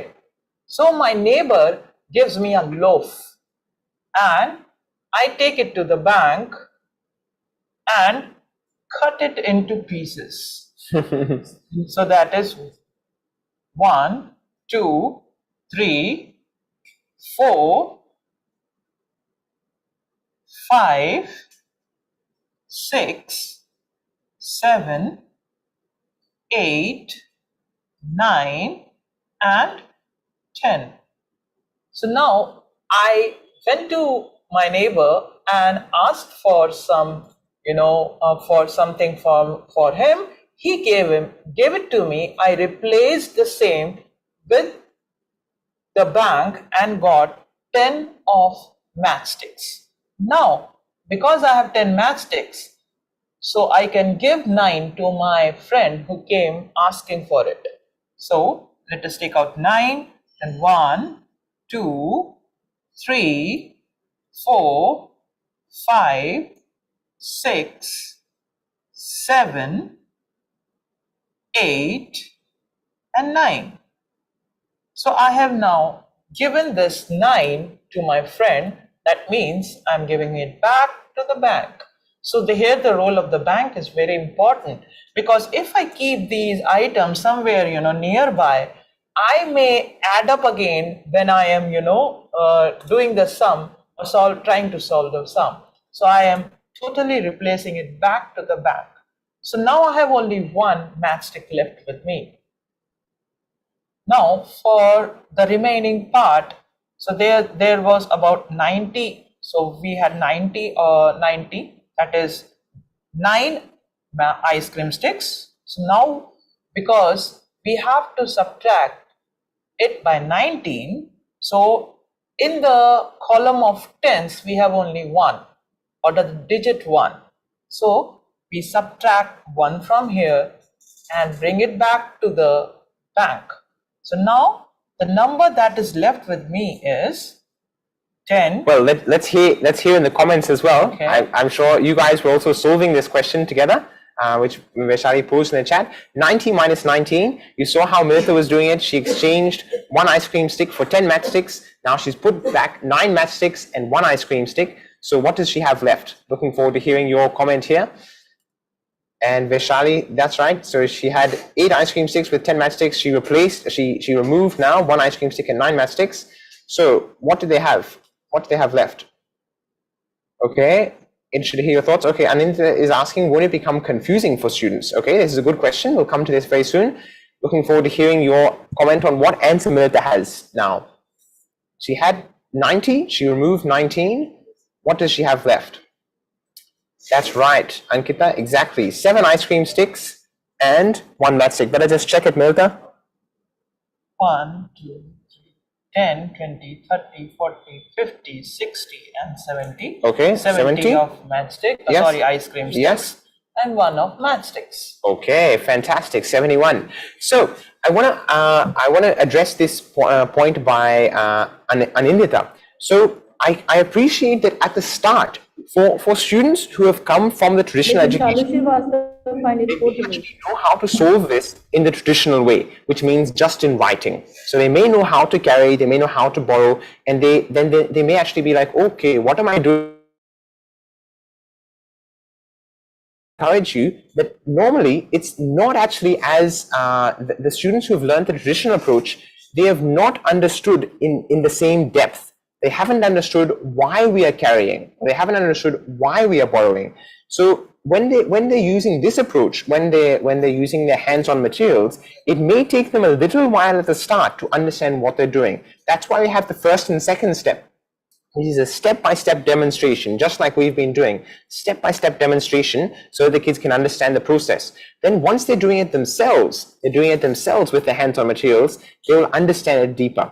And then they will learn the written work as well. They will learn, and that's also very important, but they'll have a deeper conceptual understanding of it. So please keep posting your comments, keep posting your questions. I want to ask you guys a question. This fourth step, right, in which we are asking, students are asking questions to each other. I want to ask you, what do you think is the advantage of that, right? Because obviously we could, as a teacher, instead I could just give a lot of questions to my student. I could give them a worksheet with like 50 questions, okay? Here's 50 addition questions for you. Just solve this worksheet. This is your homework. So that's a conventional approach. It's an approach that happens in many classrooms around the world. What do you think is the advantage? Instead of that, you'll see in the ALfA books very soon, you'll see that there's not that many practice questions given. There's only 3 or 4 practice questions given, and then it's written, let students make questions for each other. So what do you think is the advantage of that process? Right? We saw this happening just now. I asked you in the chat to make questions for us, right? In the classroom, this would be happening as pairs. So you'd be sitting with your pair. I'm sitting with Milita. I'll make 3 or 4 questions for her. She'll make 3 or 4 questions for me, and we'll try to solve each other's questions. So I want to hear, what do you think is the advantage of this process, rather than just the teacher giving everybody questions? Okay, I'm just having a look at the comments coming in. Kiran says, we'll get the feedback of learning or learning outcomes. Yep. That's right. When 2 children ask each other, they're in more informal settings, so there's less hesitation to attempt the question. That's a really good point. So they're just working together. It's not like, oh, will the teacher see me? Will I get the wrong answer? I'm just solving it with my friend here. So that's good. Anandita said, asking questions by students helps everyone to think through. Students are checking each other. Shalini says, thinking helps to analyze. Absolutely. Yep. There's multiple approaches, their own level. Yeah, right. So for example, if I'm just giving the whole class, everybody, these are 50 questions, everybody solve. Now for some that'll be too easy, for some that'll be too hard maybe. But when the pairs are working, they can adjust their own level, right? Some pairs are giving 2 layered questions, some pairs are giving 4 layered questions, and that's fine. There's that flexibility in the paired approach. Inga is here. Welcome, Inga. Inga says, more children working at the same time, so we speed up the learning for all. Absolutely. Right? So if it's a whole class and there's just one child coming to the board to solve the question, the rest are just watching, they're not active participants in the learning. Whereas if everybody is working in pairs, everybody's actively involved, everybody's learning. Kiran says a nice point, children are taking ownership of the learning. Right, so it's not a teacher-led, teacher-centered classroom. The kids are taking ownership of the learning. It individualizes learning. Absolutely. I want to add briefly from my experience, Millet and I were recently at a literacy camp, and we saw there when the kids were making questions for each other, they were making very challenging questions as well. They were enjoying the fact of, oh, I'm going to challenge this person with a really hard question. In fractions, they were doing things like, 35 upon 200, simplify this fraction. So they enjoying that because they're working with their pair. Right? Now, if the textbook is giving me a question, or if the teacher is giving me a question, I may not be as interested in it. But if my partner has given me a question, I'm much more interested. I want to show them that I know how to solve it. So there's a lot more engagement in the learning. Vaishali, a really nice point from Vaishali as well. Helping each other learn is a holistic approach.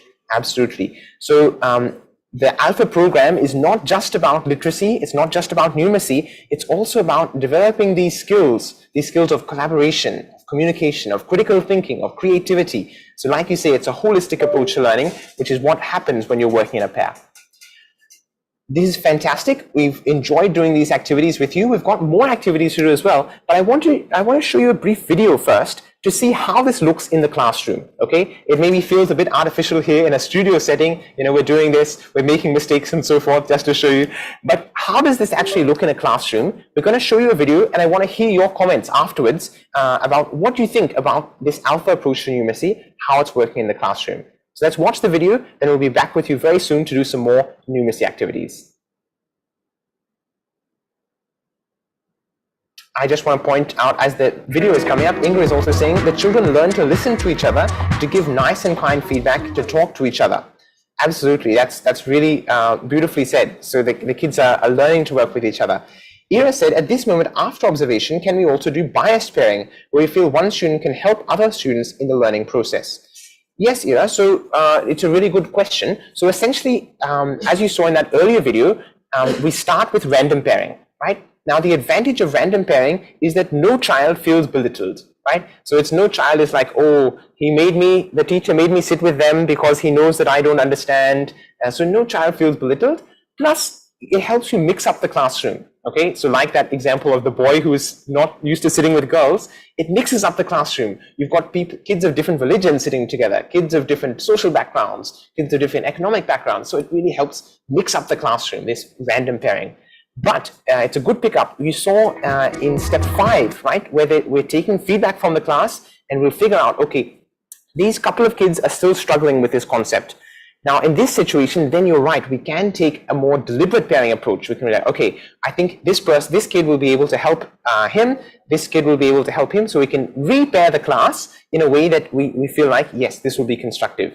So start with random pairing, and then at the end of the module, if you feel like you need to repair, you need to reteach, then definitely, yes, you can do some deliberate pairing as well. Okay, if we're ready for the video, let's go to the video. I'm looking forward to hearing your comments on it immediately after.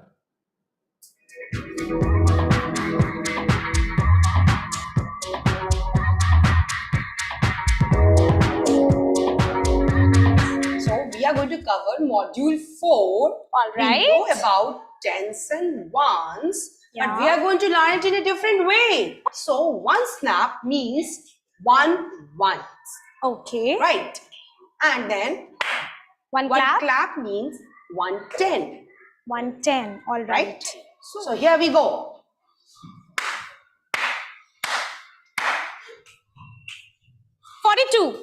Right. Thank you. Okay, it's your turn now. Okay. Give me some bigger number. Bigger number. All right.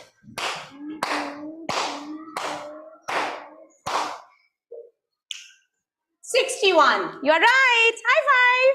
Yes. I want my children to try this. Would you like to try this? Yeah. So let's get started. Start.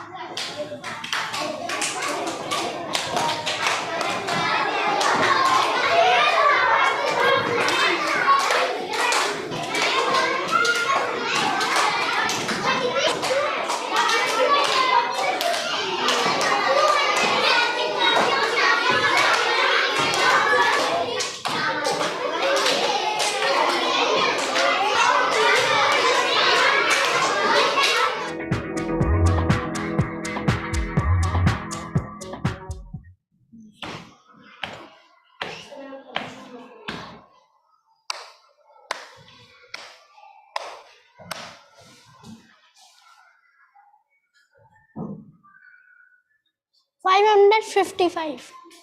Excellent. Let's start one game. Okay. First, you will start. Okay.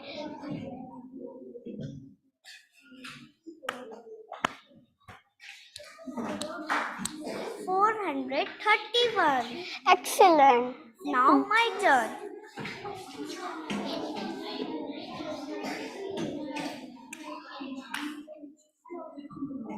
$420.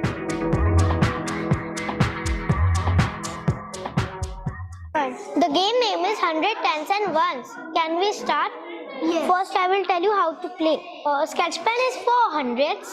Okay.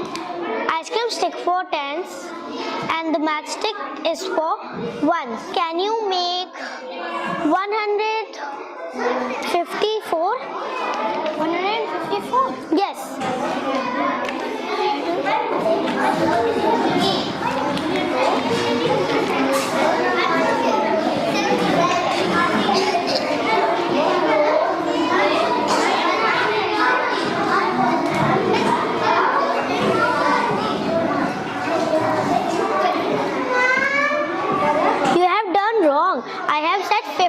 No, you have. Yes, you have right. See. No, Ikshit, you are doing wrong. See. It says come here. Okay, can you write 154 on the copy? Yes.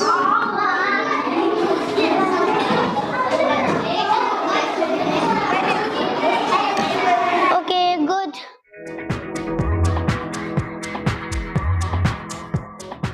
First my turn, then your turn.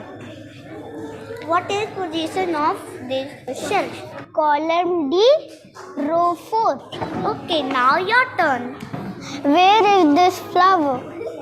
Column C, 5, row 5. Excellent. Now your turn. Okay, where this is duck? A, column, row 2. Hello Anushka, today we are going to do data handling.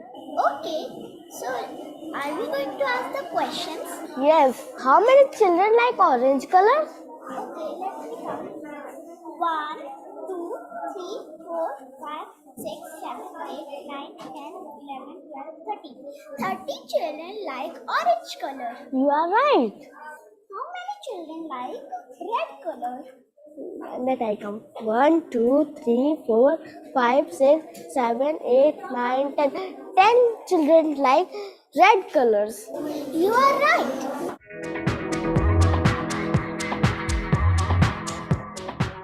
I will make pictures and you will tell how many sticks I have used. Okay.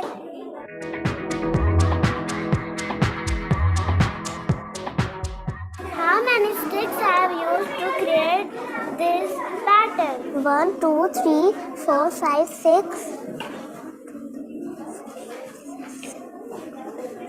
You have used 9 mastics to create this pattern. You are correct. Now you will ask.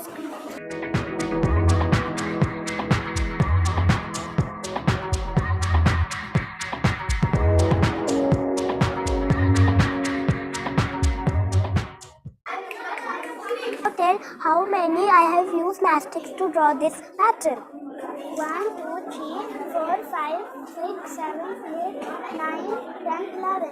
You have used 11 sticks to make this pattern. Let's check. Yes, you are right.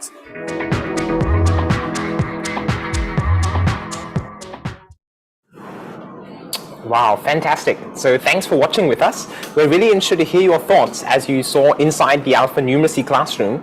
What did you notice, right? What did you find interesting? Any questions, any comments? What did you find surprising about this process perhaps? So we're very interested to hear your comments. I'm going to turn to Milita briefly, just as you're commenting as well. Milita, any thoughts? What stood out to you as you watched this video? For me, the ALfA numeracy class was the best part was that each and every child is involved, and at the same time they are engaged in this learning process and they seem to enjoy, because maths has that for me maths has had that this particular aspect reputation yes to me, that it's very not enjoyable. Yes. But out there, if I could observe the whole class, yes, the whole class is enjoying so much. Yes. They are enjoying every bit of maths. Yes. So I would love to go back to my childhood. Yes. And to be there in that ALfA class. Yes. Great. And I'm just having a look at the comments. Thanks. Lots of good comments are coming in. Kani said it's a happy classroom. Shalini said the maths language is developing as well. Vaishali, wow, learning, very interactive classroom, high engagements. This is a good point. Several people are pointing out that language is developing simultaneously. So in the traditional classroom, we often have our subjects in silos, right? We have, okay, this is the maths period, this is the English period, and in the English period, there can be no maths. In the maths period, there can be no English. In the ALfA classroom, it's a bit more fuzzy. It's a bit more mixed. Right, you saw some of those because they're talking with each other, they're developing their oral language skills, they're also developing their logical thinking, which impacts the language as well. I'm noticing, okay, other comments. learners check each other's work, they exercise turn taking and asking each other questions. So that's what we were discussing right earlier in the 6-step ALfA lesson. So there's that control of error. The kids are checking each other's work. It's highly engaging. Ira said, I think constant monitoring without direct interference by the teacher is still required during pair activities, because in real setting, children can get distracted by just the game portion of the activity, and some even don't do the activity at all, or just talk or engage elsewhere. Right. So very, very true, Ira. And I guess what I would like to say on this point is the teacher still has a very important role in the ALfA classroom, right? It's not the case, okay, the teacher in the traditional classroom, the teacher is giving a lecture. The teacher is writing on the board for children to copy. The teacher is checking people's homework. Now, the ALfA teacher has quite a different role from this, but it's not that the ALfA teacher has an unimportant role. The ALfA teacher still has a very important role. We'll discuss this a bit later, but you're right. It does involve monitoring. It involves observing the classroom, seeing how the pairs are going, helping problem solve. But we also need to be very careful as teachers to not be too quick to jump in and help, right? There needs to be a little bit of struggle. We want to encourage pairs to ask other pairs for help. We want to encourage them to try working it out on their own. If the child feels like, okay, my teacher will just come and solve the problem for me all the time, that's not so constructive for really deeper learning. But I agree with your point. The teacher still has a very important role to play, and it's very important for the teacher to be active in the classroom, checking out how the pairs are going. Ankita, how to teach fractions and factors and multiple using these materials. Ankita, you're going to be delighted. We're going to a fraction activity very soon. You'll be pleased to know. So, okay, no issues. Some people have to leave. That's totally fine, right? But the recording will be available here. So please do check out the recording. And it's fantastic that so many of you are joining us live as well, because we're really enjoying the comments in the chat.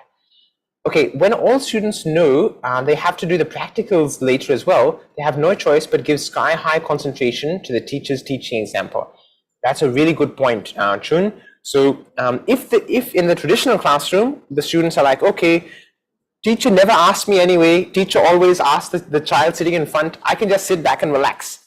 Okay, that's not going to be very conducive to learning, right? But if the child knows, I need to do this activity, right? I'm going to be doing this activity with my partner, so I'd better focus, right? I'd better understand what the activity is. Well, you're spot on. Okay, fantastic. So I just want to pull up my PowerPoint briefly again and show you briefly what this book looks like, right? So we got a glimpse of the numeracy book. So, but I'm just going to show you in one slide, right, what a typical module looks like. I'm not going to go through the book in detail, right, because we don't have the time for that. I'm going to share you a link, in fact, and going to let you go and have a look at it later. Going to have a look at the e-learning materials, see how this how the book is laid out. But if I just pull up one slide here, right, I want to show you how the module looks, because it's very helpful. The structure of the materials, the way they are laid out, it's highly pictorial. That's very helpful for the kids working together in pairs. So just pulling up my slide here. If I just, I'm just going to flick past this. Okay, can you flick forwards, please, technical team? Just requesting you to flick it forwards to slide 40.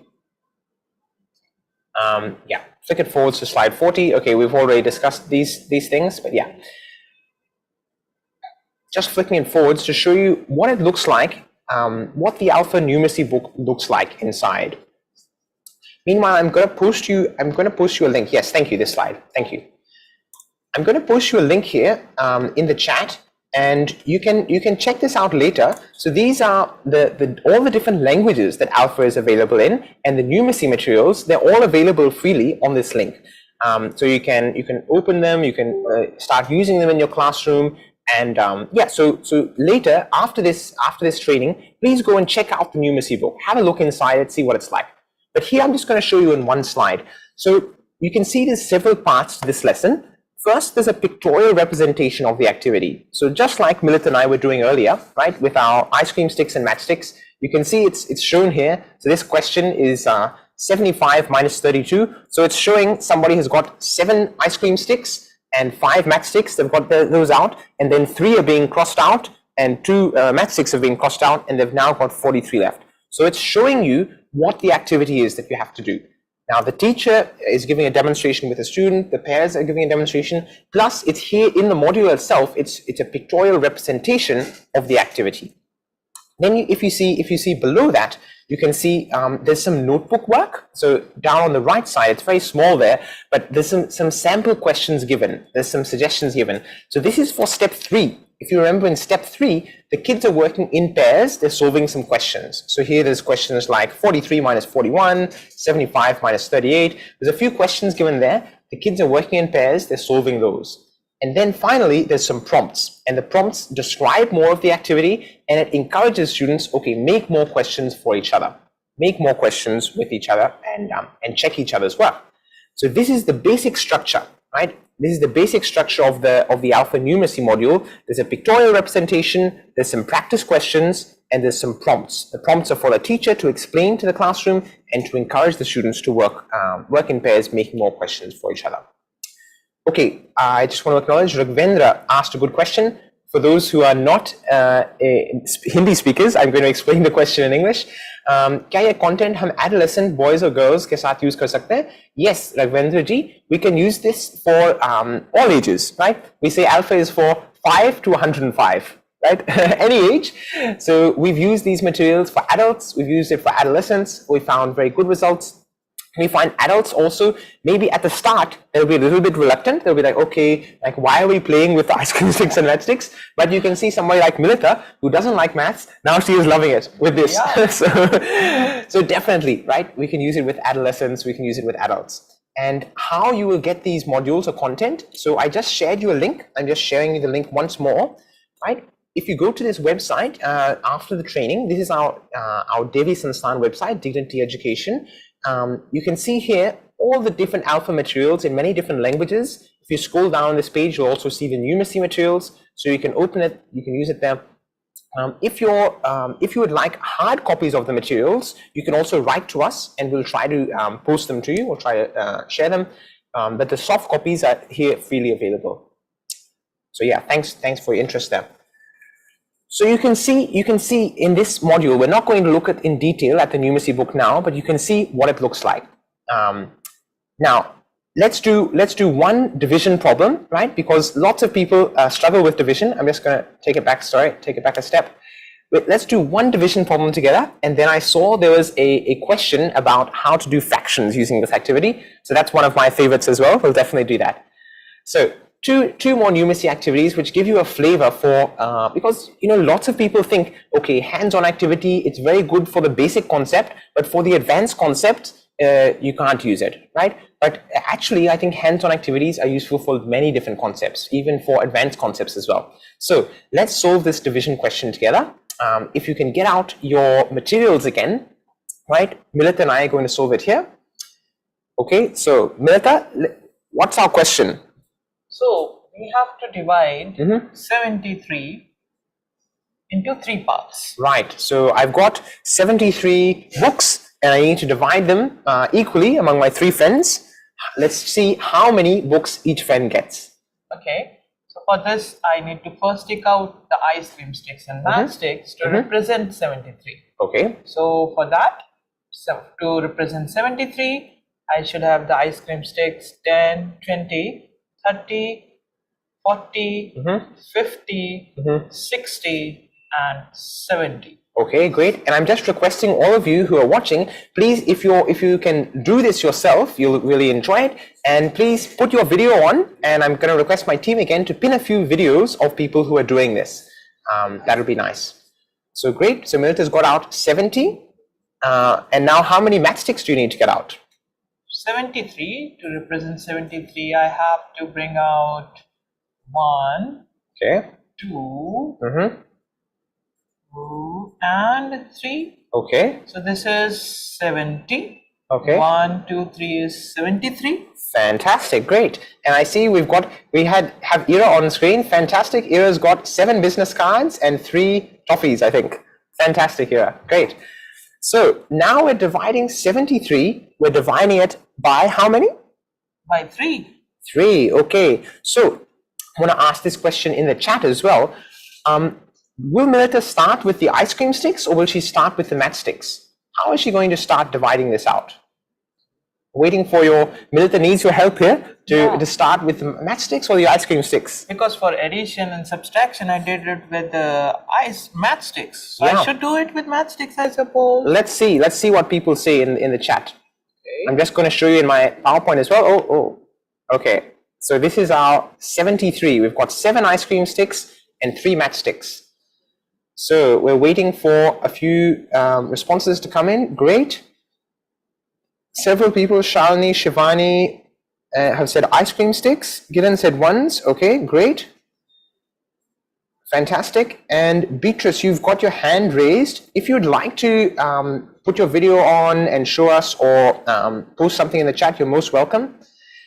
Fantastic. Yeah, great that so many of you have put your videos on. So you're correct. We're starting here with the ice cream sticks, right? This is different from addition, subtraction, multiplication. In division, we're starting from the left side. I'm going to leave that to somebody who's better at maths to explain why. But yeah, we're going to start with the ice cream sticks. So go for it. Okay, so we should start with the ice cream sticks. So I have to divide this ice cream sticks among 3 of my friends. Perfect. So let me divide it among 3 of my friends. Okay. So I give 1 to Sonu, okay, 1 to Monu, and 1 to Konu. Konu, Sonu, Monu, and Konu. Very nice names of your friends. Okay. So now again, okay, Sonu, Monu, and Konu. So they all have 2. Okay, so Sonu, Monu, and Konu have 2 ice cream sticks each. I hope you can see here. I'm just shifting my materials over a bit. You can see what Milita has done here. She's got 2 for Sonu, 2 for Monu, and 2 for Konu. Now, she has 1 ice cream stick left, it looks like. What do you think Milita should do with her 1 ice cream stick remaining? How is she going to divide it? Break it. Oh. Distribute it. Well, maybe you should, but how are you going to break it? That's a big question. So if we just see in the slide as well, I'm waiting for your response in the chat here. What is she going to do with her 1 ice cream stick? You can see she's distributed 2, 2, 2. She's got 1 left. What is she going to do with it?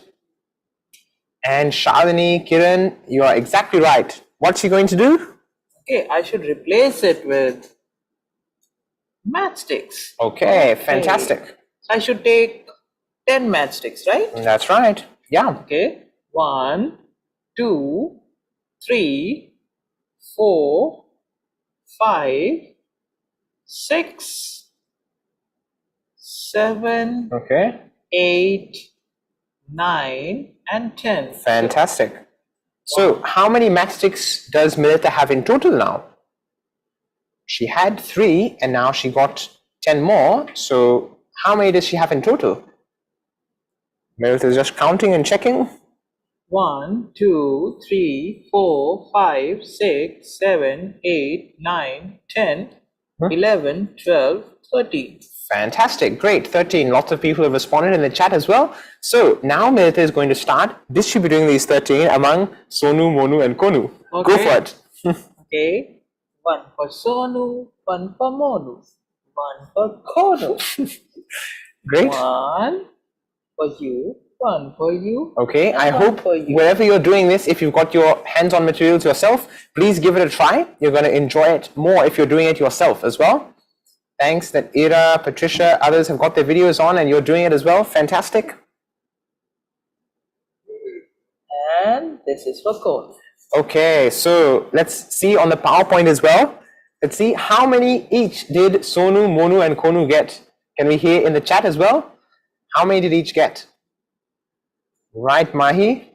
Fantastic. 2 ice cream sticks and 4 matchsticks they each got. So they each got 24. If I just pull up my PowerPoint as well, I'll show you in the animation. So each of Milita's 3 friends, they got 24. And what? So that's right. They got 24, 2 ice cream sticks and 4 matchsticks. But Milita, do you have 1 book left over? Yeah, that's for me. That's for you? You're going to keep 1 for yourself? Yeah. Okay, right. So because we have this 1 matchstick and we cannot divide it, right? Unless we're going to look at fractions and decimals and so forth. We have this 1 matchstick left over. What are we going to call this? As a remainder? Right, it's a remainder because it's remaining. Yeah. Fantastic. So you can see this concept of division, right? Of exchanging the 10 for 10 ones or even the concept of having a remainder which you cannot divide. These concepts are coming out very nice and clearly through this hands-on activity. I appreciate lots of people have responded, fantastic. And yeah, so this long division, right, it can be challenging, even for many adults it's challenging. How we do this written process, okay, we've got 73, and we're dividing it by 3, and then we're doing this, and it's kind of a complicated process. But when you're doing it with these hands-on materials, it becomes much simpler and easier to understand. Fantastic. I'm going to 24 with 1 as remainder. Exactly right, Ankita. Great. So we had a special request for a fractions question, which we didn't have in the PowerPoint, but I think we can do it anyway, Milita. So that's fine, no issues, because I also really like solving fractions using this technique. So I'm going to ask all of you to please grab yourself a sheet of paper, right? Grab yourself a sheet of paper. For this activity, we don't need our counters. We need a sheet of paper, okay? So Milita's got one, I've got one. Just grab a sheet of paper. It can be from your notebook or just a blank piece of paper. And what we're going to do is we're going to fold it in half. Okay. So grab your paper, and I'm going to ask the technical team to also highlight a couple of other videos as well. It's no good for us to just watch ourselves all the time. We need to watch others too. So I've got my paper. I fold it in half, and I'm going to color half of it. Okay. Fantastic. Thanks, Ira. Thanks, others. So I'm going to color half of my paper. So you can just use a pen or pencil or anything you like. Color in half the paper. Okay. Great. Anjani is also with us. Fantastic. I'm just going to show my paper as well. I'll show it this direction. You can see half of it is colored. Half is colored, half is not colored. Beautiful. Okay. Now what we're going to do is we're going to keep folding our paper to get it into eighths. So I'm going to fold it in half again. Milita, now I folded it in half twice. How many parts is my paper divided into? It is divided into then 4. Yeah, right. It was 2. Now it's into 4. 4. Okay. And if I fold it in half once again. Okay. So let me check. Okay. Let me open it up. So we have 1, 2, 3, 4, 5, 6, 7, 8. Now we have fantastic. 8. So I folded my paper into eighths, and now I'm going to color in another 1/8. So it means I need to color in another 1 rectangle. So all of you, I hope you can try this yourselves as well. That's right. Kenny's exactly right. And thanks, Kamna. Thanks, Vineet. Lots of others have put their video on. Fantastic. So I've colored in. First I had colored in half the paper. Now I've colored in another 1/8. Now let's check and see what total fraction this makes. Okay. Nirita, can you help me count and check? Okay. So I have 1, 2, 3, 4, 5, 6, 7, and 8. Okay. So great. this is 8. Okay. And how many are colored? Yeah. 1, 2, 3, 4, and 5. 5 are colored. Okay, great. So what fraction does this make? 5 upon 8. Fantastic. And I'm seeing lots of people in the chat. Great job, everybody. Ira is holding up her paper as well. Patricia is holding up hers. Great. So we've got 8. There's 8 parts of the paper total, and of those, 5 parts are colored in, right? So this fraction is called 5 upon 8, 5/8 as you're responding. Now I'm just going to try sharing my screen with a whiteboard to just discuss a little bit what we're doing here, because it relates very nicely to how we are using the, I'm just going to present this. Yeah. Okay. So I'm just going to load up a whiteboard because I'll ask you in the chat, what do you think was the advantage of using paper folding for this activity? So we can teach fractions on a board, but what do you think is the advantage of using paper folding instead of just teaching it abstractly? And while I'm waiting for your responses there, I'm going to show you something on the board. So Milita, what fraction did we start with first? We started with 1.5. That's right. We started with 1/2, right? So 1 upon 2, which means that my paper had I was folded into 2 pieces, and I colored in one of them. So I had 1/2, and then when I folded my paper more times, if you check in your paper, the part that was 1/2, what fraction did that become when you folded it 2 more times? It became 4. Yeah. 4 Yeah. upon Yes. 4. 4 upon, not 4 upon 4, Okay. because your paper is in total how many parts? Okay. It's in 3 parts. No, you better check once again. So you've got, we had our paper in how many different parts total? Total we have it in 1, 2, 3. 1, Yeah. 2, and so you can see, yeah, as you can see in the paper, right? We've got the paper has gone into 8 parts. So we started with half. When we folded it twice more, right? Once, twice, we folded twice more. The same fraction, which was 1/2, has become 4/8, right? Because we now have four rectangles are colored in out of 8 in total. So this same half became 4/8. And then after that, how much more did we add, Milita? so we added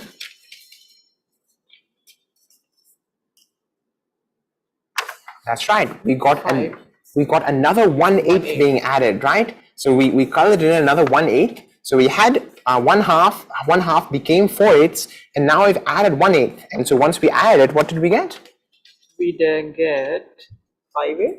5/8. Beautiful. So as you guys have been responding in the chat as well, we've got a total of 5/8. So you can see in fractions, there's this kind of complex concept. So I like what Shalini said, concretizing difficult concepts. It's kind of a complex concept called equalizing the denominator, right? So you can see on the whiteboard, the initial fraction was 1/2. This means a denominator of 2 over here, and 1/8. So 1/8 means a denominator of 8. Now we cannot just add these fractions just like that because they have a different denominator, right? This has 2, this has 8. We can't add them. It's like adding apples and oranges. We can't just add them together. So what we need to do is we need to make the denominators equal. And to make them equal, that's what happened when we folded the paper more. So initially I folded it in half, right? And then when I folded it more times, twice more, the paper became into 8s. So the fraction which was 1/2 became 4/8. And then after that, I can easily add on the next 1/8 because the denominators are equal. Both denominators are 8. So 4/8 plus 1/8, I can easily add them and get 5/8. So I like the comments coming in. Ira says, we can actually visualize that fractions means finding out smaller parts of a larger unit. Absolutely. So there's this whole paper. The whole paper is representing 1, right? And then when you fold it in half, that's 1/2. Fold it in quarters, 1/4. So you can visualize it very easily. Mahi and Jaya said they can count answers on their own. Absolutely. So there's a lot of advantages to using these concrete activities, these hands-on activities, because they're understanding at a much deeper level. Absolutely. So this is fantastic. I'm really enjoying this numeracy session with you. I want to invite any questions at this stage, right? We're going to go on very soon to discuss literacy, right? How the ALfA process works for literacy. This was only a very small snapshot, right? I encourage you to check out our YouTube channel, right? Please subscribe to our YouTube channel and do check out our YouTube and also our website. You'll see lots more interesting videos of kids doing numeracy, lots of different activities. Check out our book, read the numeracy book.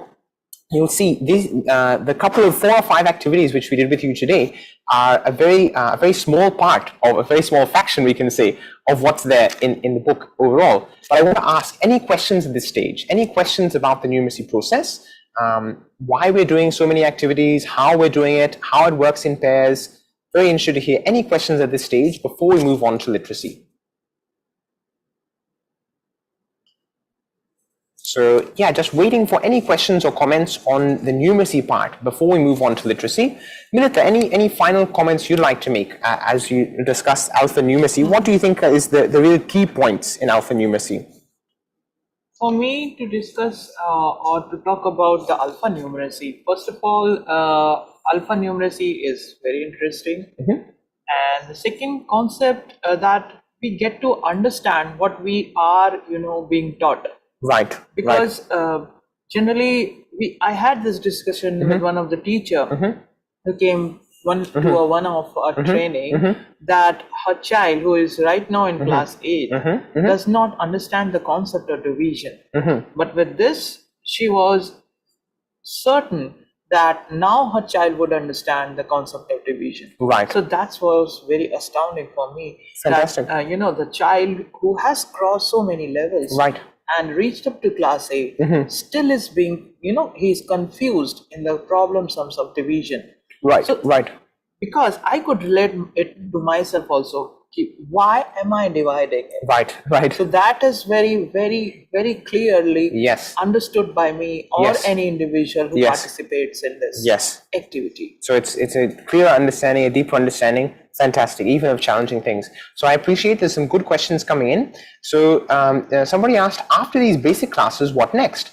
So that's a good question. So I encourage you to look at the numeracy book when you get the chance. I'm going to post the link once again, right, in case you weren't able to get that earlier.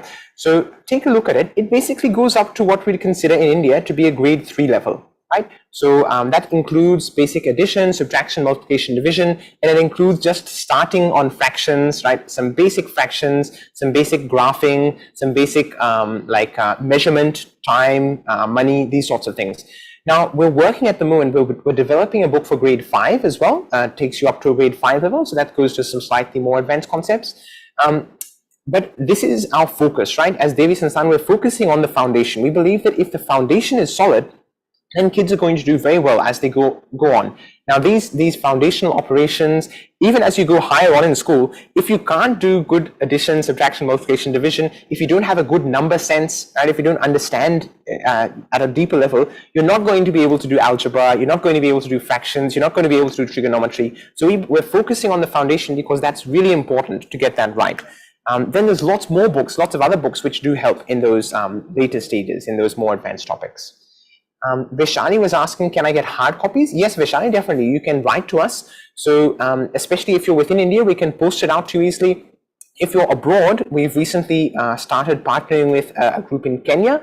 So welcome to our colleagues who are from Kenya. We sent them some materials as well. They've started out.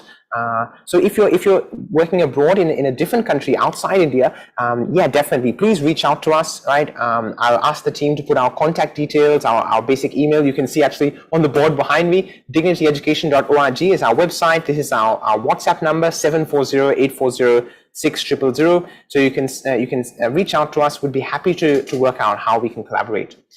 I'm just seeing there was another question. Chun Xiang said, when do we decide to move from concrete to number symbols? This is a really good question. So we're starting with the concrete objects, right? And then maybe once the kids have solved a few addition problems with the concrete objects and they feel like they've understood, then we'll say, start solving it in writing as well, right? Start solving it together. So for example, the question is 28 plus 17, then maybe I can be solving it with the hands-on materials while Milita is solving it in writing. And we are checking each other's work and we're seeing how they relate. We're seeing, okay, Milita is writing 2, 8, and I am getting out 2 ice cream sticks and 8 matchsticks. So we're seeing how it connects. So then we swap roles. Then Milita does it with the concrete objects, I do it in writing. So for some time, then it's parallel, right? The writing and the concrete. And then after that, once they've really gotten a good understanding of it, and we feel like, yes, they're definitely understanding it, then definitely you can go on to only solving in the abstraction, right? Then just with the written work, you don't need the hands-on materials. So that's a good question. Another question, okay, Vishali, yes, okay, great. Last time I attended the training, but didn't receive any certificate to date. Okay, I apologize, Vishali, and I'll ask my team to look into this and definitely get you a certificate this time. So it's a good reminder, timely reminder. We've got a quiz at the end of today's session, right? So in about an hour's time, we'll be sharing you a quiz link, right? Once we've finished our literacy session as well. It's a fun, short quiz, right? Please do the quiz. And then if you like, you can get a certificate, will be mailed to you, a certificate of participation and accomplishment. You can download the certificate just after the quiz. Yes, definitely. You can get the certificate straight after the quiz. Perfect. Thanks team for responding to that. Okay, these are really good questions. I think feel free to keep posting your questions, right? But I think it's time to move on to literacy very soon because we don't have too much time and there's a lot of fun activities in literacy as well. Before then though, I know it's been a long session so far. We've had a lot of good discussions. We've had a lot of good activities and fantastic questions, fantastic comments. Now it's time for a little icebreaker, a little exercise, right? I think Milt and I have been sitting down for too long. Maybe you've also been sitting for too long. So we're going to invite you to just do a short 2-minute dance with us, right? A 2-minute exercise session. So going to request you again to put your videos on if you can, right? And it's always nice to see other people also dancing with us and doing this exercise with us. It's time. We're talking about active learning, right? But active learning means not just intellectually active, but also physically active. So let's all just push our chairs back, get up, have a little stretch, and we're going to watch and play a fun dance video, right? So we're going to do a quick dance for some nice aerobic exercise. And please, like I said, yeah, please put on your videos. That'll be nice. We with each other. We want to dance with others as well. So ready, steady, let's play.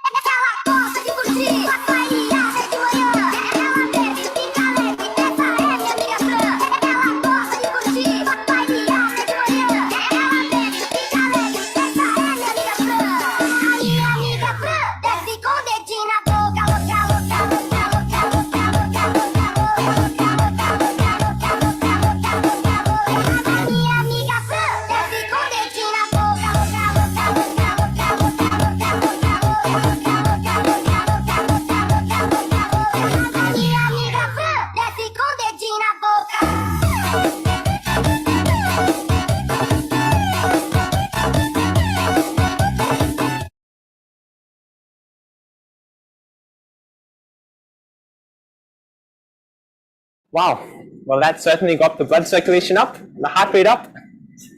Beautiful. So I was glad to see several of you joined us as well. Fantastic. And yeah, definitely we need something.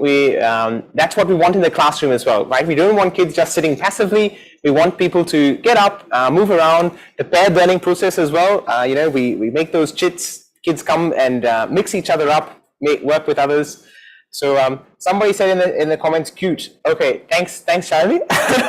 We'll take that. I thought it was embarrassing, but you said cute, then we'll take it. That's nice. Milt and I, you know, we're not very good dancers, that's for sure. Okay, fantastic. So let's discuss literacy then briefly, right?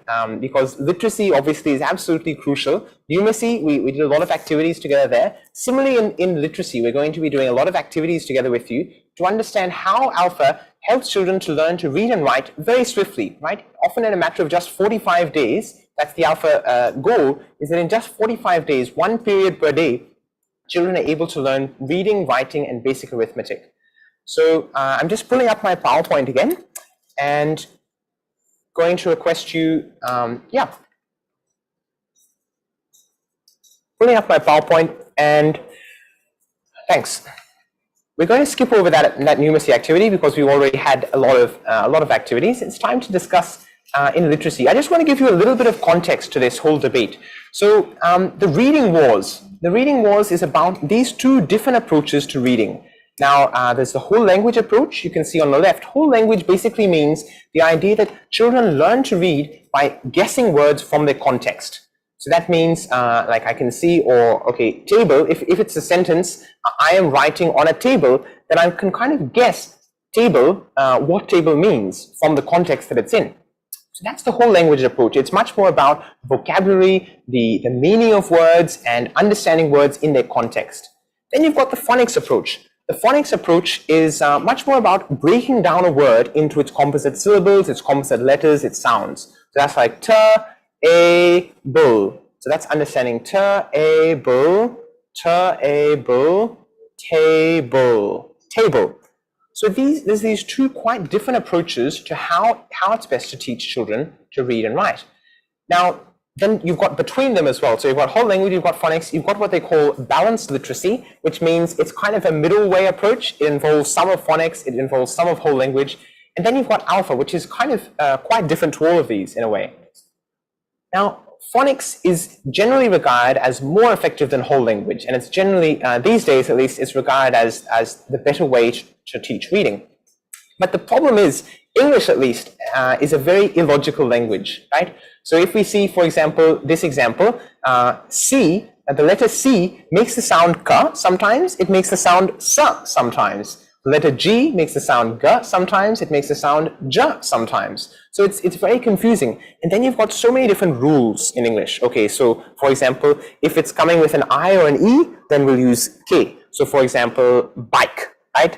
B-I-K-E, for example, right? Whereas if it's coming with an A or U, we use C. So we've got so many rules, and then every rule has so many exceptions. There's so many words that break the rules. So phonics, it's a good idea. It seems very systematic, highly structured, but unfortunately, English language is quite illogical, right? It's hard to put it into a good structure. So phonics, the phonics approach, I want to give you a short role play, right? We're going to do a very quick role play of Milita and I to understand the difference between the phonics approach and the ALfA approach. I would like you guys to watch how we're doing this and respond in the chat. What are the differences you notice between these two teaching techniques? So I'm going to take a turn teaching Milita, then Milita is going to take a turn teaching me using a different approach. I would like to hear your thoughts in the chat. What are the differences you notice between these two approaches? Okay, hi Milita. Hello. How are you going? I'm going good. Okay, ready? We're going to use the phonics approach today to understand this. So this is the letter C. Okay. Letter C, repeat after me. C. Okay, C makes the sound K. C makes the sound K. Repeat after me. C makes K. C makes K. C makes K. C makes K. K for cat. K for cat. C makes K. C makes K. K for cat. K for cats. You understood? Yes, understood. Okay. So you saw that. That was one approach, right? And that's a little bit of what phonics looks like in a traditional classroom. So you can see it's going from the letter C to the sound K to the picture cat. Okay, so that's what phonics looks like. Let's consider what ALfA looks like. Okay, I'm going to do this as you can see. Okay, what you'll see in the role play here that there's rather than going from the letter to the sound to the picture, it's going in quite a different direction. It's going from the picture to the sound to the word, right? And it's drawing upon the power of abstraction. Children are not learning letters first. Let's see what this looks like in practice, right? So Milita's turn to do a role play with me, and then I'd like to hear your comments in the chat. What are the differences you notice between these two techniques? Okay, let's go for it. Okay, good morning, Tom. Good morning. So let's start on. Okay. And first of all, I would like to ask you, pointing to the first picture, what is this? Okay, this is a car. Okay. Car. Very good. So what is the first sound of this? First sound of car. Car. Ka. Ka. Very good. Now, can you see the second picture? Yes, this is an apple. Very good. So what's the first sound of apple? Apple. Ah. Nice. What's the third picture that you see? This is a tub. Okay. So what's the first sound of tub? Tub. Ta. Tub. Okay, good. Now, can you combine these three sounds together? Ka, a, t. Ka, a, t. Ka, a, t. Cat. Very good. Excellent. Fantastic. Thanks, Milita. So I want to hear your comments in the chat. What are the differences you notice between these two techniques? So you remembered the earlier technique, the phonics. So that was going C to K to cat, right? And this technique, you remember, Milita is going, she's asking me questions. What is this? What's its first sound? What do these sounds join together to make? I'm interested to hear in the chat, what are the differences between these two approaches? Okay, so I see Mahi is saying second one is child-centered. It involves a cognitive approach. Fantastic. Kaniz Fatima said, pictures help recognize sound. Beautiful. Interested to hear others' thoughts as well. What are the differences you notice between these two approaches? And also, which approach do you feel was more constructive, more useful in helping the child understand? As we're waiting, looking forward to your responses here, I want to turn to Milita. What do you think are the main differences between these two approaches? See, for these two approaches, what I would say, when you were saying, you were teaching me, you were saying, and I was just repeating after you. Yeah. So I could, pick up this tape, see and look around. Yes. And then, okay, just repeating after you. Right. I don't have to be attentive, Yes. or Yes. listen carefully to what you are saying. Yes. I have to just repeat. Yes. But in the second case, I have to be extra attentive because you are personally asking me a question. Yes. So to understand what I have to answer, I have to listen to your question. Absolutely. So that keeps or makes the learning process where the learner has to be attentive and at the same time understand to answer the question. Absolutely, that's really well said. I'm seeing lots of people are commenting on similar things here. Somebody said more words are learned together with the sounds. That's right. So here in this approach, we're actually learning 3 different words, right? We're looking at the car, the apple, the tub, and the cat. Right. So we're learning quite a few words. The children connect well with the picture.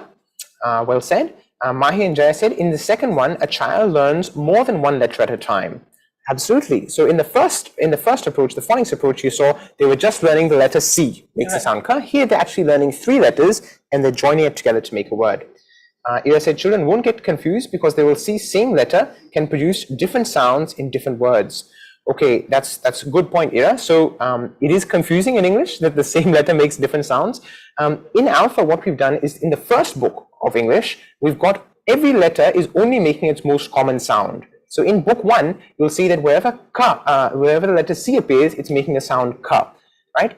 Only in book 2 do we introduce all these extra complicated parts of the letter making different sounds in different contexts. Ira is right. She's saying the phonics system is not very flexible. Absolutely agree. So pulling up my next slide, right? You can understand, I'm just going to skip through this a little bit, but you can see that, sorry, going back. So you can see that in any schooling system, right, whichever country you're working in, there's going to be a set of rules, a set of outcomes, a set of guidelines as to what level you need to reach. So, for example, in India, we've got the Nipun Bharat program. And so that's things like by grade 3, children should be reading with understanding, they should be reading with fluency, there should be numeracy at or above grade level, which means like being able to solve 3-digit questions, so forth. So the question is, how do we reach this? And we feel that the phonics approach, the whole language approach, these traditional approaches are working too slow to reach these, right? Many kids are in school, they're in school for 3 years, for 5 years, and they're not able to attain that foundational level. So the ALfA approach works much quicker. Now you may be wondering, okay, how does this fit in with the normal textbooks, right?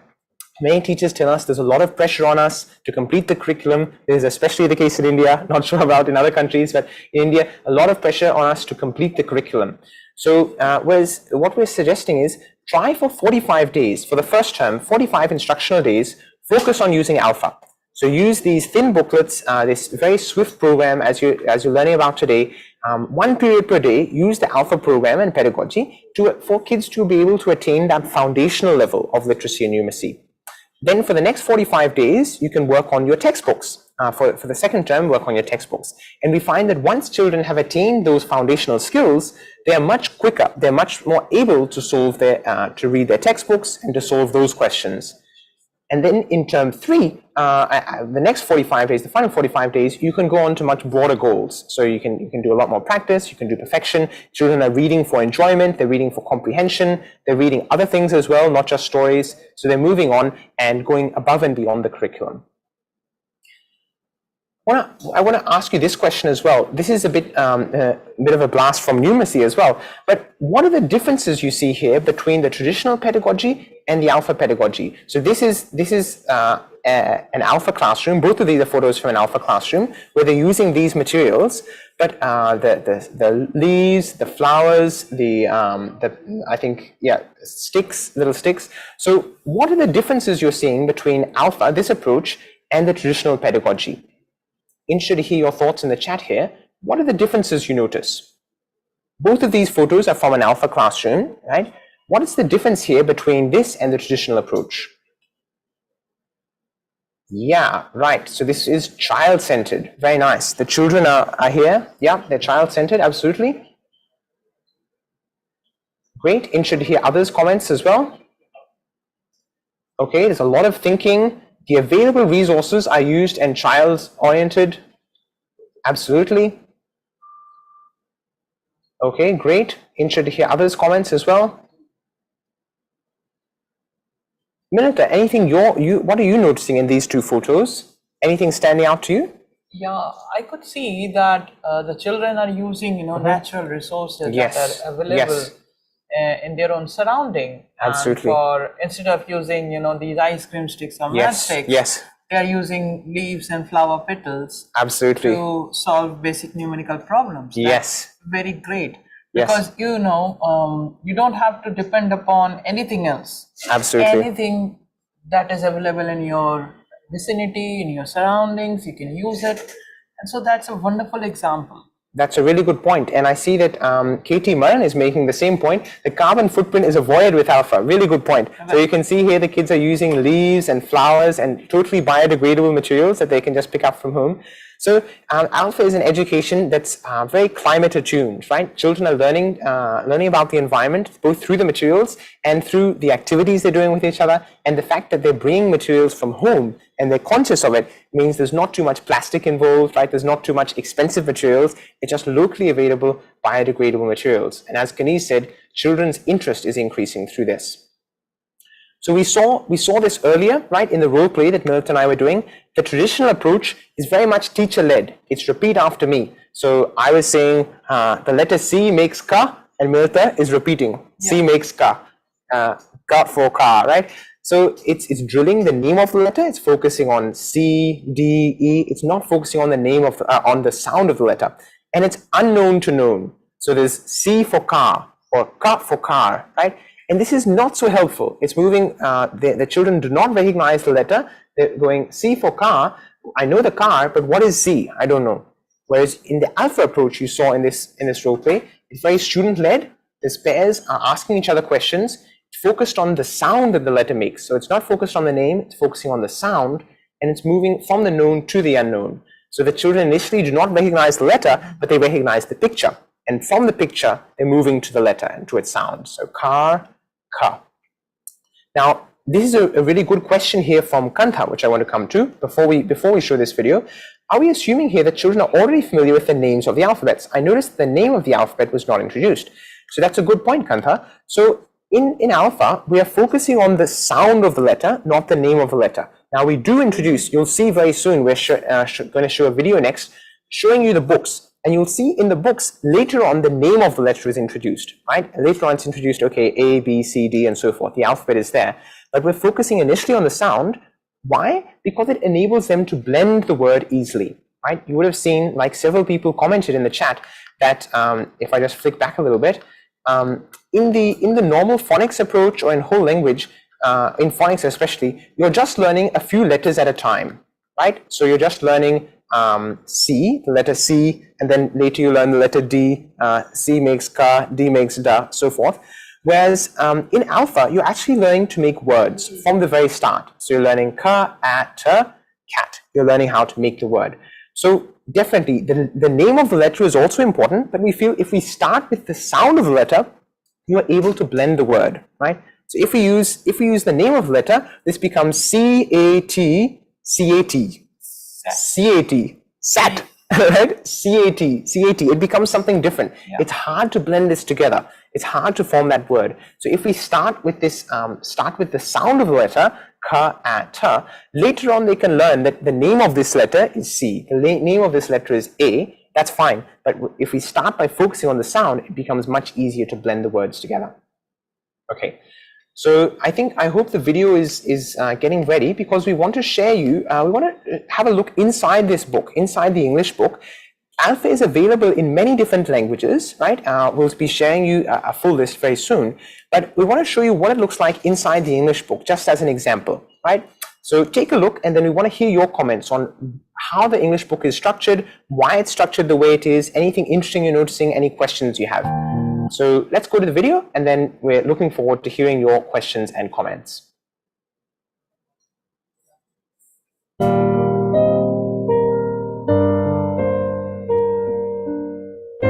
Welcome to the ALfA English Literacy Program, which teaches the foundation of reading and writing in a swift and enjoyable manner.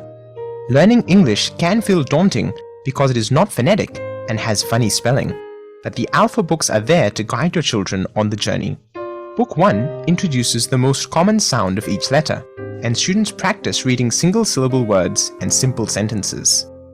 The first page gives useful instructions for how to use this methodology of paired learning, in which children ask each other questions to build from their existing knowledge. It also reminds you to avoid some common mistakes, such as using rote learning or teaching the whole class at once. The first lesson introduces 6 letters. In step 1, we check whether students are familiar with what each of these pictures are called in English. If English isn't their mother tongue, they may be unfamiliar with some, in which case we can use a variety of games to introduce them. For instance, use the flashcards provided or invite children to make their own and play matching games. In step 2, the students ask each other questions to go from picture to sound to word. First, they point to the picture, asking, "What is this?" Then they ask, "What is its first sound?" After repeating for the other picture letter combinations, they then ask, "What do these sounds join together to make?" and follow up by asking the meaning of the word. Students then swap roles for the next word, taking turns to ask and answer questions.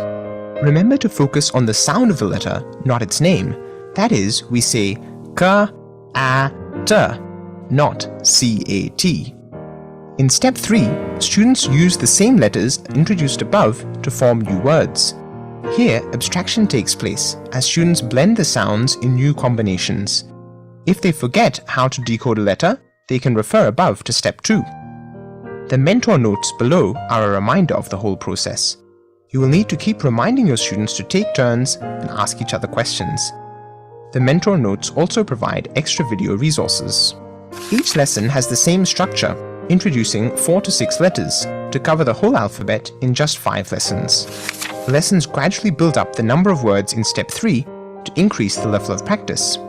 The next 3 pages give phonetic practice of the different vowel sounds: a, e, I, O, U. The alphabet is presented here well into the book. It's here just for revision. We don't teach the alphabet at the start because it's more interesting for children to learn to make words from the outset. The next few pages have practice sentences. Here, sight words with non-phonetic pronunciations begin to be introduced. For instance, the letter A normally makes an A sound, as in apple, but it can also make an sound, as in umbrella. We use color coding initially to show the different vowel sound. Similarly, the letter S can make a Z sound in words like is and was. The next 2 pages help children construct their own simple sentences with a given structure. They can generate many more sentences by simply replacing the last word of the sentence. Another page facilitates vocabulary building as children ask each other questions like, "What is that?" while pointing to different objects and pictures. Book 1 concludes by providing more reading practice with a poem for each of the different vowel sounds, followed by simple comprehension questions. Book 2 teaches longer words which aren't necessarily phonetic, and it builds vocabulary, fluency, and confidence. It starts by introducing some common consonant combinations like SH, CH, and TH. It also demonstrates the silent E rules. We go on to many passages which each practice a particular vowel sound, like A as in rain and ok as in talk, and so on. Then there are some pages to thematically build vocabulary: vegetables, fruits, household objects, places, transport, and verbs. Again, prompts at the bottom encourage children to ask each other questions like, What is your favorite fruit? And can you catch the ball? We go on to short passages which foster values such as love of learning, equality, friendship, and cleanliness. The passages also have comprehension questions. Learners can make their own questions to ask each other. Further pages are there to help children introduce themselves and learn manners. Now we build more vocabulary with an animal theme used to introduce prepositions and adjectives in a fun compare and contrast activity. Then there are role-play passages in which children take turns to read their part of the dialogues between Raju, Sona, and their mother. We move on to a foundational understanding of grammar with sentence-making activities. Children choose one word from each of the columns to construct a noun-verb-noun sentence. Book 2 concludes by teaching the order of pen strokes for writing small and capital letters. So you can see that, using these 2 thin booklets with plenty of activities, we can teach foundational English literacy swiftly and enjoyably.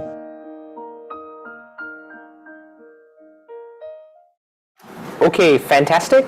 So very interesting to see.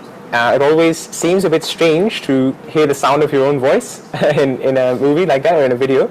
But I want to hear your thoughts as you watch this video. What did you notice about the structure of the book? Any comments? What did you find interesting? Like you might have noticed, okay, the alphabet is not being introduced first. It's being introduced much later on. You would have seen the difference between book 1 and book 2, what we're trying to do in each. So very interested to hear your thoughts. What did you notice about the structure? Any comments, any questions about why we're doing it this way or that way? I'm going to turn to Marita, but just want to acknowledge Marites, Shalini, Madhuri, fantastic, logically progressing, great. Okay, excellent. Any other thoughts, any other comments or questions about why we have structured the book in this way? Milat, I want to ask you this question because this comes very commonly in India especially, right? In Hindi, English, any language, most people think we must start with the alphabet. First you must learn A, B, C, D, E, and only after that you can learn to read. But in the ALfA book, it's not this way, no? It's the alphabet is coming towards the end. So can you explain why this is? See, when we are talking about the ALfA process and the alphabet coming at the later end, and because generally what we are reading, we are not reading the alphabets or to say the long vowel sounds. We are generally reading using these sounds that we are actually, using in ALfA. Right. That is, instead of using C, yes, we are using K. Right. So that makes it very easier for the students to start reading at a very early stage. Right, right. Because when we are introducing to them that it's C, so but actually the sound of C is not being used when it is being read. Right, right. So that becomes very easier for the student to grasp and start reading very quickly. Right. So that's why it ALfA makes it, or we state that it is accelerating learning for yes, all. Yes. Because we are accelerating the process. Yes, good point. So you're right, and we see this. If we're not talking about Hindi so much today, but in Hindi alphabet we have, I think, 51 letters. So learning all 51 letters at the same time is very challenging, right? Even in English with 26 letters, it's hard for a learner to remember all the letters at once. So it's much better if we introduce a few letters at a time. As you would have seen there in the English book, I think there were 6 or 7 letters being introduced in the first lesson. And the learner at the box at the bottom, they practice those letters, and only once they've mastered it, then do they move on and learn more letters. And when I say letters, I mean, they're not learning the letter name, they're learning the sound, right? And that enables them to build together words. I just want to acknowledge the good comments coming in. So let's just read out some of those. So lots of people are saying, okay, interesting, integrated learning, the pictures are very bright. Kiran said reading and recognition first and then writing. Absolutely, good point. So we're going to do some writing activities soon, but you're exactly right that reading comes first, right? Unless they're able to read, the writing part doesn't make sense. It's easy learning. This is Vaishali, easy learning, promoting the reading habit, conceptual learning. Ina says if we focus on alphabet first, they might get lost in decoding later. So they might just only be able to string together the letter, but not be able to say the word properly. ALfA method balances the approach.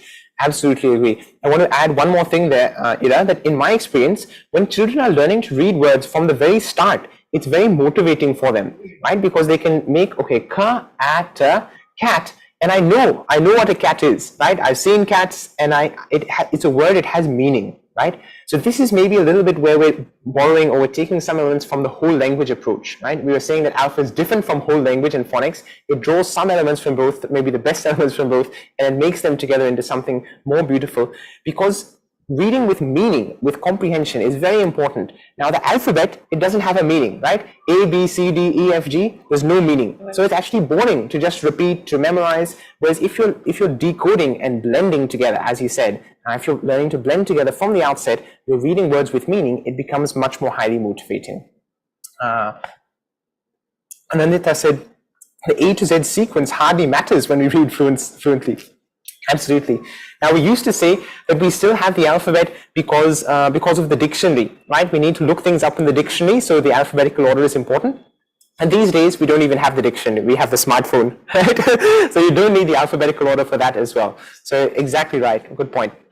The alphabet sounds are being represented by common object names which they are familiar with.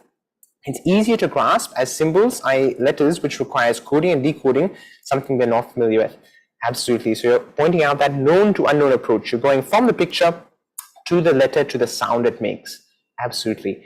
I just want to pull up my slideshow again briefly to just discuss a couple more points about the structure of this book. You've already discussed what you found interesting. So just seeing the structure of the page overall, you see that at the top there's some picture and letter cards, right? So the suggestion is that you invite the kids to make these cards themselves. They can make these picture and letter cards and they can play games with them. So ALfA is great. It's fantastic for mother tongue literacy.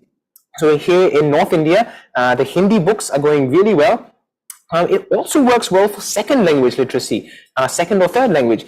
Now, if supposing the child does not actually recognize this picture, supposing this is the picture of the goat, you can see here, and they don't know what a goat is in English. They know it in their mother tongue, but not in English. You could start by playing some games with the children so that they learn to recognize those letters, those pictures. There's only 26 letters in the alphabet. There's only 26 pictures needed in this book. So if you can just help them to recognize these 26 pictures first by playing games together with them, they'll be able to use this book very easily. You see that children are taking turns. They're asking each other questions. So Milita asked me those questions. What is this? What's its first sound? What sounds are these joined together to make? And then I'm taking a turn to ask her. So we're taking turns. We're asking each other questions. And there's words being used from the very first lesson. So there's no just learning letters. You're using words from the very first lesson. Book 2, as you would have seen in the video, it builds confidence, it builds fluency. So it's introducing things like SH. So the SH combination is not just sa, ha, it's actually sha, right?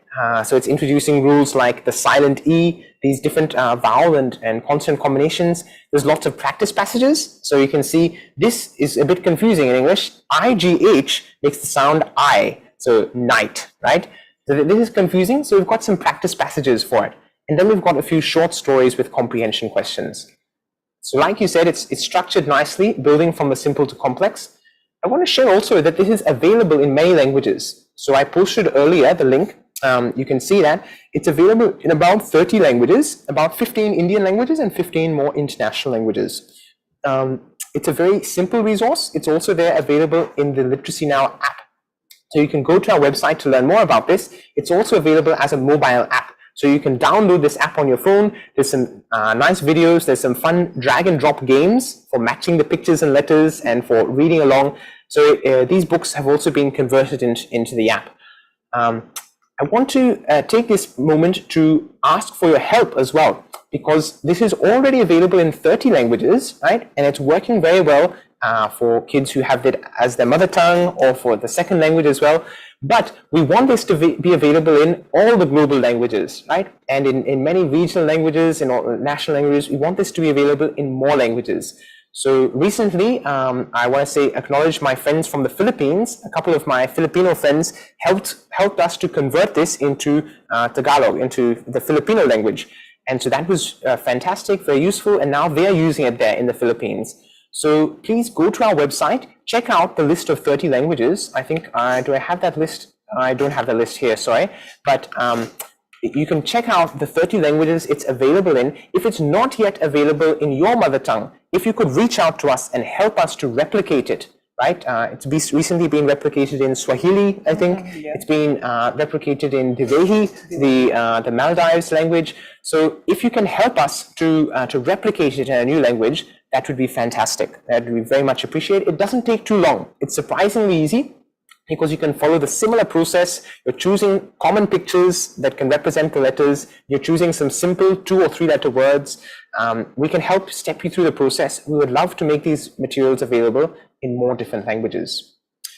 Okay, I'm just going to go back to the comments. I see lots of good comments have come in. Okay, Pina said, this way of learning through sounds, letters with pictures is to the point. It's constructing the learning. Po Yan asked, what's in the app? Okay, so Po, in the app, there's several different tools there. One is a simple assessment. So we start by giving our students an assessment, pre-test we call it, to check their current learning level. And then according to that learning level, you can start at the appropriate place in the book, right? And then the way the book is represented there in the app, it's there as a PDF. So you can use it as a PDF. But there's also several videos, right? So there's videos in which somebody is saying, okay, what is this picture? And they're pointing to the picture. What is this picture? There's a pause in the video so the child can think and respond, oh, this is a cat, right? And then, okay, what's the first sound of cat? Ka. So there's some videos which help the child through the process. And there's also some fun games. So there's like drag and drop games. So there'll be a set of pictures here, and there'll be a set of letters here. And then the child can drag and drop, drag the letter to match the picture. So it's reinforcing that learning through an interactive game. So there's lots of good things available there in the app. I do encourage you to just Google that. If you Google Learn Literacy Now .app, or I'll ask our team to put the link in the chat. It's very useful. Yes. So if you go to Play Store, the name of the app, I'm just putting it here. It's Literacy Now app. So if you go to Play Store, you'll be able to download this if you've got an Android phone. Yeah. Fantastic. So yes, once again, please do, if it's not yet available in your mother tongue, please help us, right? We want this to be available in many, many languages. So with that, I think it's time to do a couple of literacy activities together, right? You've seen some videos, we've discussed it. Now it's time to do some literacy activities together. So I'd like to request you to, again, get your paper out, right? Get your paper, your copy, your pen, and I'm going to pull up my slide once again. And we're going to do this fun writing activity together. So I'm just going to skip back to this. So in this activity, we're going to try to make as many words as we can using just these 8 letters in 2 minutes, okay? So we've got 2 minutes on the clock. You can use these 8 letters, make as many words as you can. Now you can feel free to use the same letter twice. So I can make cat, and then I can also use the C again in another word, that's fine. But you can't use any letters that are not visible here, right? Only these 8 letters, A, Y, T, C, or as I should say in the alphabet approach, A, Ya, Ta, Ka, right? Only these 8 letters we can use. And we're just going to see how many words we can make. It's not a competition, it's just a fun game, right? So we're going to do this together. I'm going to start the timer. We're going to do it together. And then I'm going to ask you some questions about this activity in the chat. So are we ready? Grab your paper and pen. Okay, ready, steady, let's go.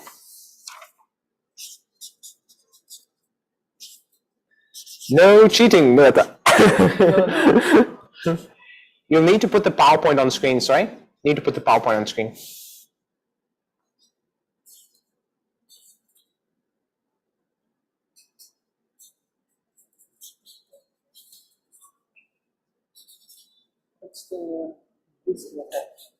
I. Okay, great. Lots of people are posting in the chat already. Go for it. Yeah. For 2 minutes total.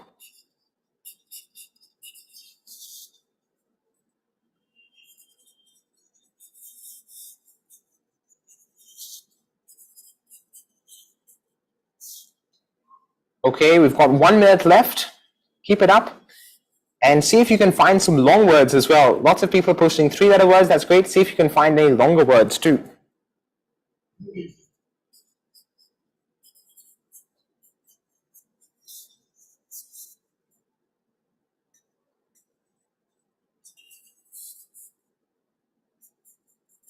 Okay, fantastic words coming in the chat.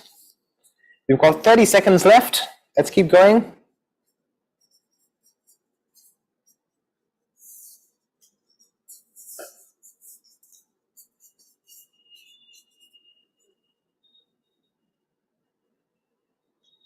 Okay, 10 seconds left, almost finished.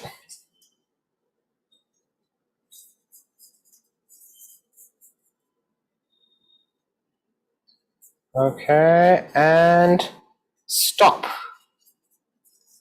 Okay, I'm just having a look in the chat. You can also post for us how many words were you able to make. Very interested to see. Wow, Shalini has made 22 words. Fantastic. Great. Anandita made 5. Fantastic. Mei Yen made 18. Beautiful. And 13, 6. Great. Now, once again, the focus is not so much on how many we can make, right? But the focus is on everybody having fun, everybody participating. Milita, what did you have? I have 9. Okay. And trail is my. Trail is your longest. Trail and chess. Nice, nice, very nice. Clear. I've got treacle is my longest word, and I also have clarity. It's a nice one. And I think I've got 4, 7, 10. I've got 13 words as well. So great. Hats off to those who had, somebody had 22. That's very impressive. So let me ask you, I just move on to the next slide. I want to ask you, what's the advantage of doing an activity like this instead of the conventional means for practicing writing? Okay, so we've been looking a bit about ALfA's approach to reading, how it's not phonics, it's not whole language, but it's something different. Now, as we talk about writing, what do you think is the advantage of using an activity like this instead of the conventional approach? Milita, can you say what would be the conventional approach for teaching writing? So the conventional approach can be a dictation. Okay. Yes.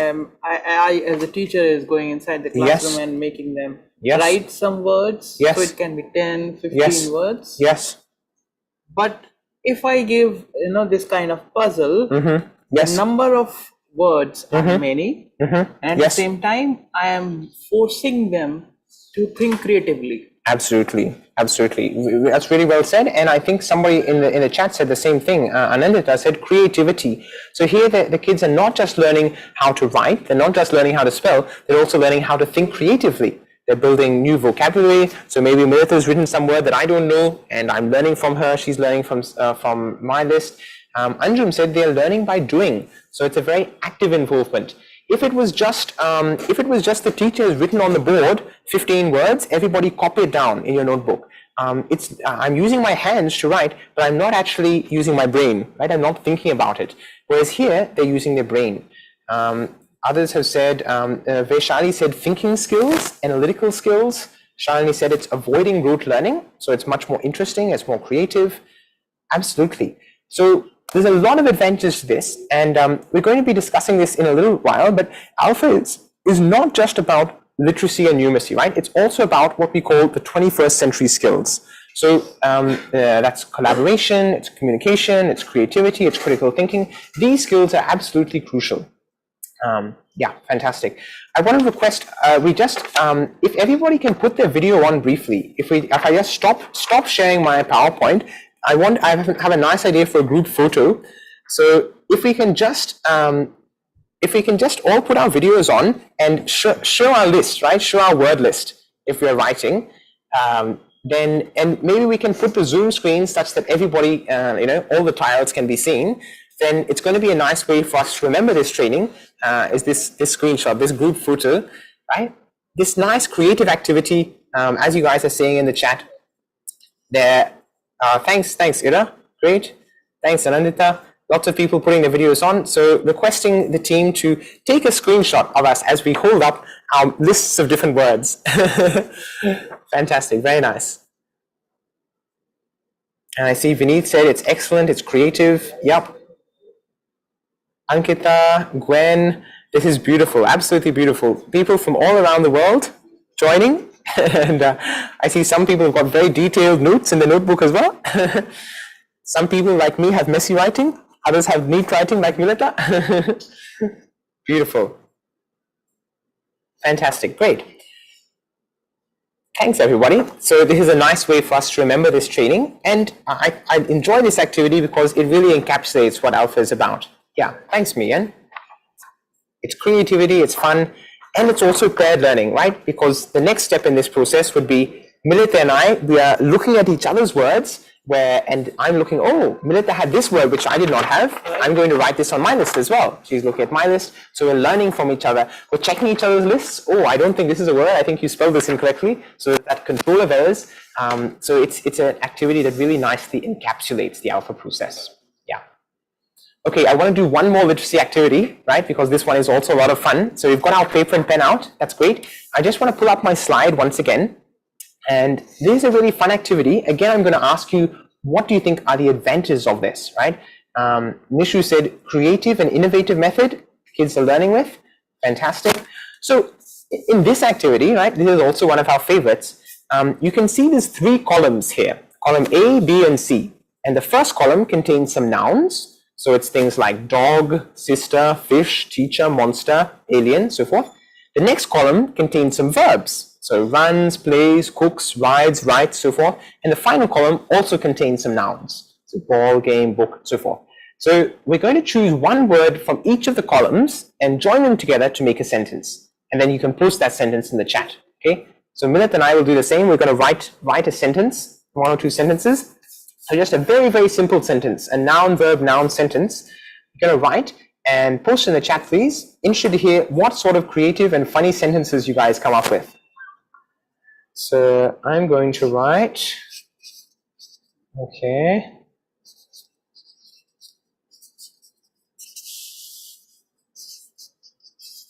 Okay. Lots of people are thinking creatively. Anandita, dog chases bike. Shalini, dog chases UFO. Mine was very similar. Mine was dog drives UFO. Wow, there's a lot of dogs coming. Mine is monster eats dinner. Nice. Monster eats dinner. Okay. Alien drives UFO. Mum flies UFO. Mum cooks dinner. Lots of fun sentences coming in here. And Manju said it's creativity and fun learning methods. Absolutely. Dog plays ball. Fantastic. So very interesting. We're making some very fun sentences. Monster cooks food. Great. So the monster had dinner. The monster is cooking food as well. Great. Teacher writes book. Fantastic. So let me ask you then, what do you think is the advantage of doing this sort of activity, right? What are the children learning from this? What's the advantage of doing this activity as opposed to a conventional technique, right? A conventional technique would be, okay, this is the definition of a noun.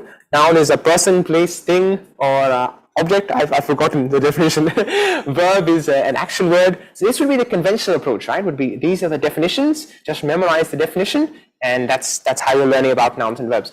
What do you think is the advantage of using this sort of activity instead? Seeing some other good sentences come in. Fish swims the pond, monster rides the bike, teacher writes the book. Lovely.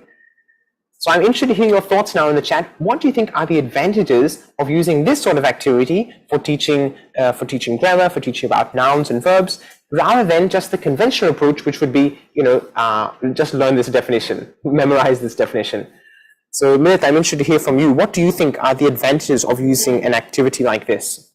First of all, I would say it becomes interesting because, I am learning it in a very fun way. Instead of just telling or learning what is noun, what is a verb, I'm doing it and I am enjoying this. Yes. Because I'm making sentences that is so uncommon and I relate to those sentences. Right. So it becomes very interesting for me. Absolutely. And at the same time, it also forces me to think beyond. Right. Beyond what is there or what I can see or what my teacher is teaching me. Yes. But it forces me to think beyond. So that's very effective for me. Absolutely. That's a really good point. So it's forcing you to think beyond, to think creatively, to think out of the box, making very fun sentences. I'm just having a look in the comments, some really good comments here. Poyen said, you're learning sentence structure, right? So one thing is to learn theoretically, English sentence is subject, verb, object, right? But this is the practical application of that. You're understanding, okay, I can choose any of these words in this column and it still makes a grammatically sound sentence. Even if it's a crazy sentence, it's still grammatically sound. Katie Murn said it's connecting to reality, multiple ways of making sentences, meaningful sentences. Eva said, children are pushed to recall the meaning of words because they need to join them together correctly.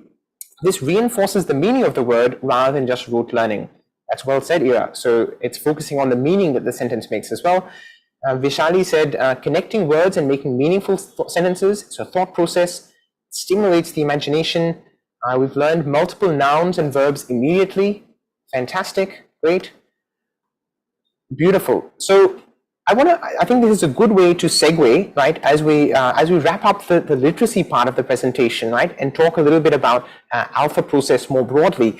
The ALfA process is not just about learning reading, writing, and arithmetic, right? Obviously, it is about that. We want all children to learn how to read, write, and do basic arithmetic, but it's also about much more than that. It's about developing these 21st century skills, right? When we're talking about creativity, critical thinking, right? Collaboration.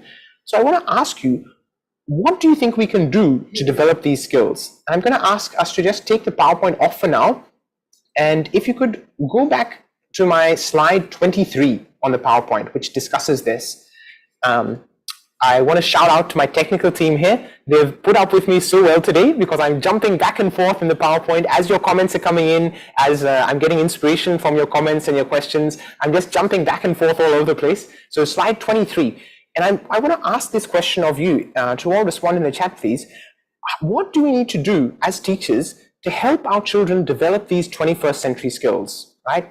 So you can see here in this diagram, right? These are the skills we're talking about. Milita, would you like to read out briefly? You know, what are the skills we're discussing here? Okay. Basically, we are discussing about collaboration, communication. Yes. Critical thinking. Great. As well as creativity. Yes. Okay. Fantastic. So these are what we call the 4C skills, and then we're also talking about traits. These are not just skills; these are more like qualities or virtues. So there's things like character. Climate consciousness, right? We were talking earlier about the kids using those leaves and flowers, citizenship, and also connectedness, so being connected with one another. So these are more like virtues or inner qualities. So I want to ask your thoughts as you respond in the chat. What can we do to inculcate these 21st century skills, right? Because ALfA, yes, it's a great program for learning reading, writing, arithmetic, right? If you try this out in your classrooms, you'll see your kids are excelling, they're reading well, they're doing these sums together with the concrete materials. But as a teacher, we want more than that, right? We don't want just reading, writing, arithmetic, what we call these 3 R's. We want to develop these 21st century skills. And the traditional classroom is not very good at developing these skills, right? The rote learning approach, the teacher-centered approach, it's not very good at developing these skills. So I want to ask you in the chat, what do you think, how as teachers can we help develop these skills in our students? I'm waiting for some messages to come in. I want to turn to Milita first. What do you think? How can we help our students develop these skills? Basically, if we are talking about these 4C skills, the first concept, when we are doing a pair learning or when we are doing a random pairing inside the classroom, we are helping the children to collaborate with each other, because that's a random pairing that when we are doing it. So it's a concept of collaboration that is happening. As you said, you know, the boy was asked to sit with a girl child. So that's the kind of collaboration that is happening between them. And when we are sitting together, it's basically we are communicating because we are asking questions to each other. And we are answering it back. Of whatever we are doing, there is a lot more conversation that is happening inside the classroom. So thereby often it happens that ALfA classroom can be a bit, you know, noisy. So because the communication is happening. But that sound, I would not say it as noise, because noise is unwanted sound. But I would say it as sound, because that's a constructive sound that is coming up from that whole of the classroom. Absolutely. So thereby it's communication and critical thinking. Because when I'm framing up questions for my partner, I have to think what or how to make it more interesting or how to make it more complicated for my partner. So it's a kind of critical thinking. And creativity, whenever, you know, there are so many things that is happening just in the case that we did, you know, right out here. So we are framing sentences. That's not particularly what we do inside or what we read about. It's a kind of creativity that is happening. Absolutely. So that helps us a lot. That's really good points. That when in the paired learning process, right? So collaboration, communication, creativity, critical thinking. These are not things that we can learn from a textbook, right? They're not things that we can learn from the teacher telling us be more creative or collaborate more. They can only be learned through practice, right? And the paired learning environment is very helpful for that. It provides a lot of time for children to practice their communication, to practice collaborating, to be creative in the ways they're learning, to think critically. And just turning to the comments here, some really good comments coming in. So Shalini said, values can be discussed the ALfA way. Absolutely. Katie Maran said, in a diverse environment, inclusivity becomes a challenge, which is being ironed out through the ALfA process. Really good point, Katie, that often we think as a teacher, we think, okay, diversity is a challenge, right? I've got these students who are so-called strong students, these students who are so-called weak students. How can I have them work together, right? Or I've got, okay, these are, there's so many Hindus in my class, there's so many Muslims in my class, there's tension between them. What can I do, right? There's the boys and the girls, you know, they're fighting. What can I do? But in ALfA, we're taking this challenge head on, right? We're welcoming the diversity. We're including children of all abilities, all ages, right? And we're mixing that up. We're making it a melting pot. We're mixing it up through this random pairing process. The boys are sitting with the girls. The Hindus are sitting with the Muslims. The so-called strong students are sitting with the so-called weak students. And through that process, these characters, these virtues of character, of connectedness, these are emerging. So really good point. Ankita is saying it encourages creativity. Anandita gives students the freedom to think, to work together, to look for materials around them and communicate. Children are working in pairs, they're collaborating, they're sharing their learning, it's communication, they're asking each other questions. This is developing critical thinking. Absolutely. So you're spot on that it's the process, right? It's not just the content. It's not just, okay, this is a lesson about creativity. You know, this is a lesson about critical thinking. No, you can't learn these things from a textbook, right? You can only learn it through the practice, through trying it out. That means working with your partner through the difficulties, through the challenges, through the questions, working it out together. That's what develops these skills. Really beautiful. Okay, I'm going to jump. I'm going to apologize to my team again and going to jump way forwards in the PowerPoint now, right? As we move towards the end of this session, right? I'm going to jump all the way to slide 73. 73, the slide on normalization, right? Because now we're discussing a little bit, what does this mean for us as teachers, right? In the ALfA classroom, we've looked at what students are doing. We've looked at how students are working together in pairs. They're asking each other questions. But what does this mean as teachers? What's our role as teachers in the ALfA classroom? Now, I'd like to ask Milta this question because normalization, right? What does this mean? What does it mean to set new norms or new rules? And what are the rules of an ALfA classroom that we're trying to normalize our kids into? Okay, what to say about the normalization process that has to happen or that is happening inside the ALfA classrooms? We basically want the teacher to be a galvanizer rather than being a facilitator who facilitates the learning process. So the role of the teacher becomes of a galvanizer, and he or she has to help the classroom how to work in pairs. Right. So that's a very important aspect. The first step, primary step, that is how the children will work in pairs. Right. But thereby, she has to demonstrate or he has to demonstrate in the first aspect, as we showed, the first step of the ALfA classroom, where the teacher is demonstrating with the child.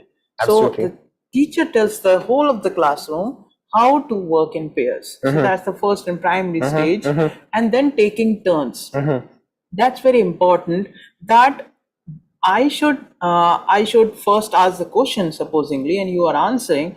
So a time will come when you have to ask me the questions, and I have to answer you back. Yes. So that has to be in turns, and while doing so, I have to keep that in mind that my partner should not be repeating after me. Right. But the process has to be that my partner has to answer the question, or he has to, read out. If in the case of reading words, he has to read a new word.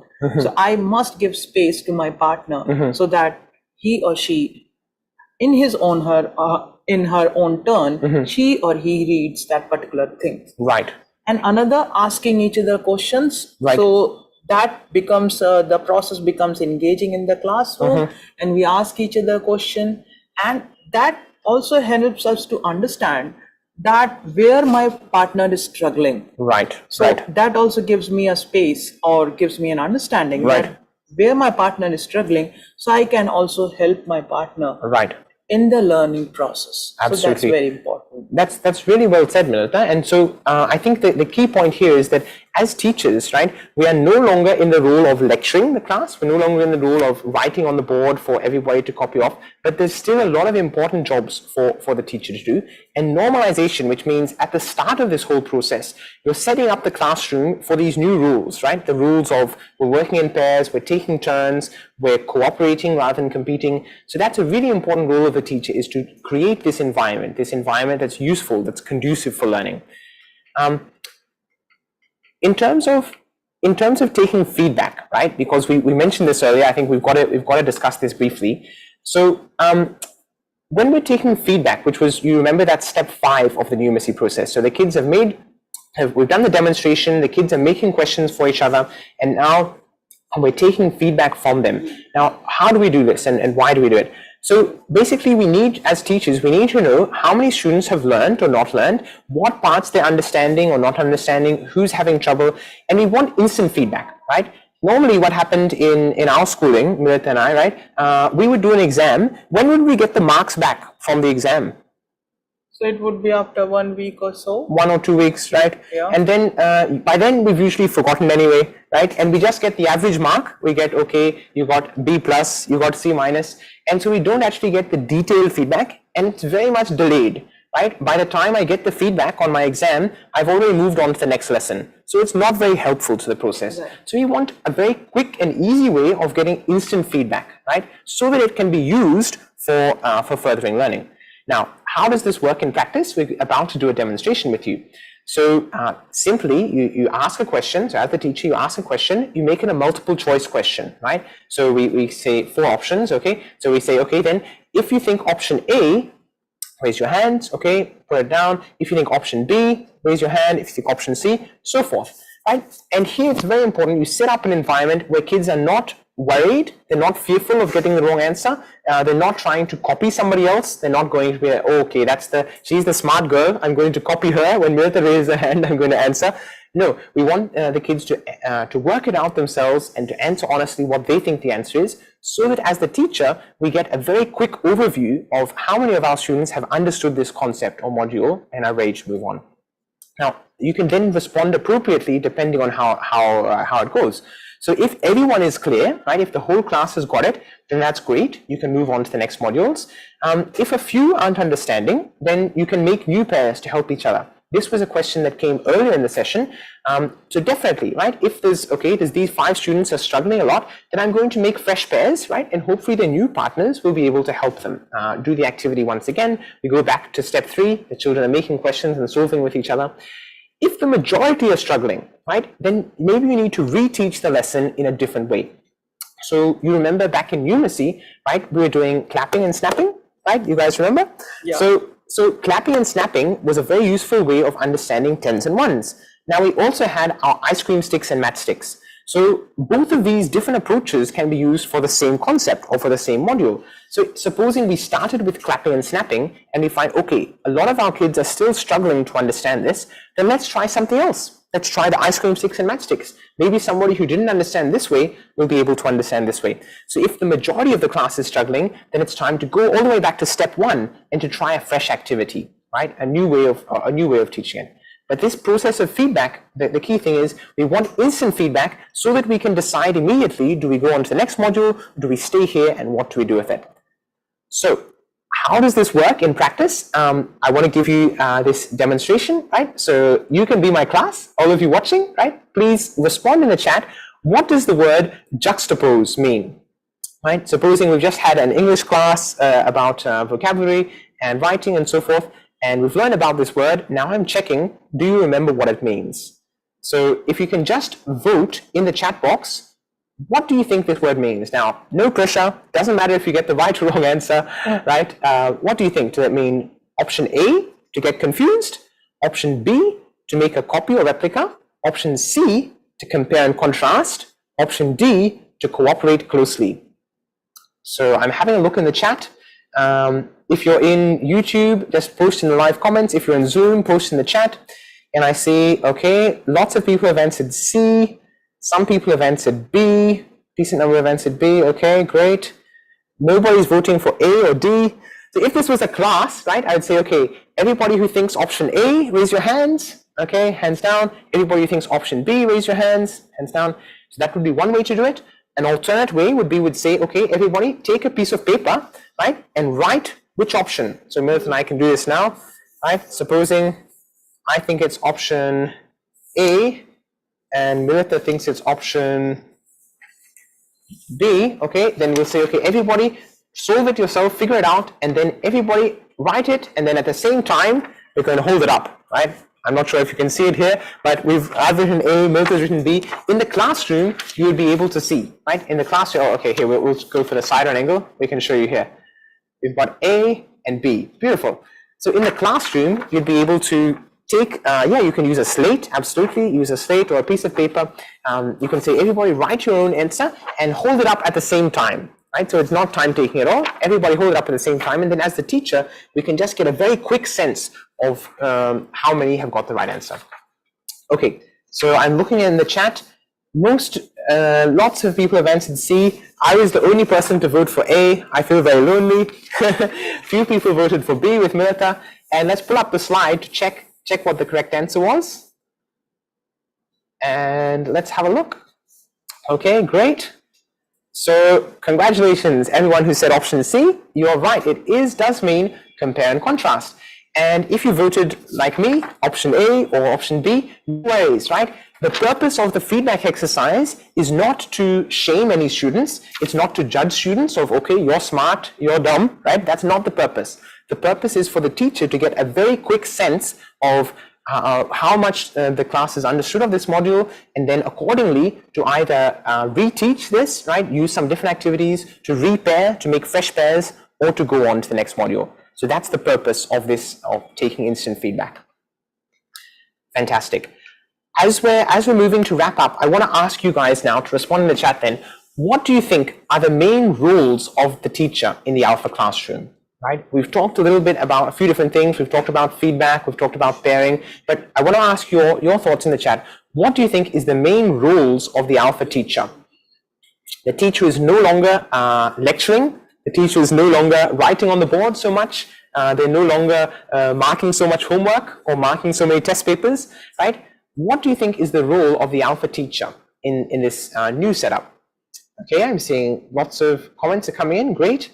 Facilitator, mentor, facilitator, galvanizer. Okay, great. Lots of fancy words. Nice. But you can also answer more practically, right? You don't need to just answer one word, right?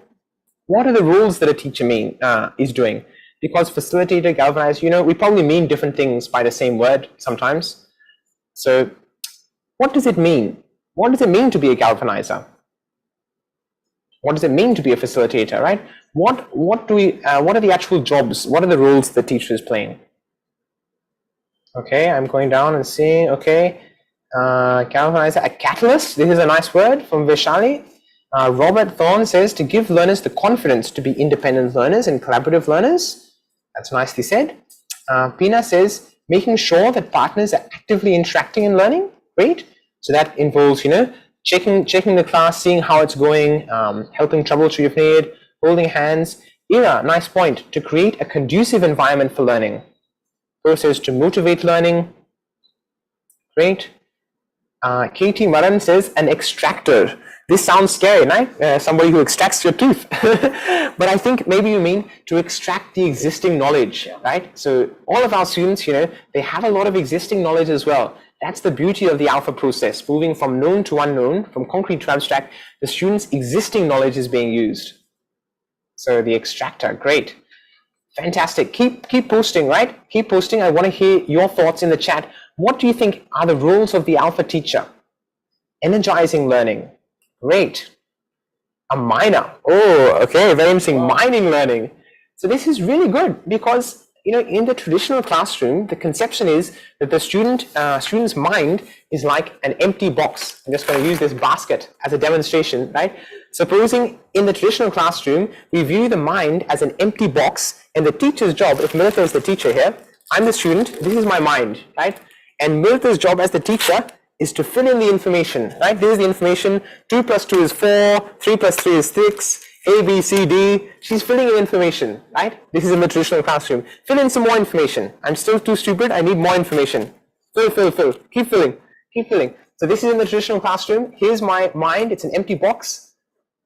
It's an empty box. Milita is filling it in. She's the teacher, she's filling me with information. A squared plus B squared plus 2AB equals A plus B whole squared.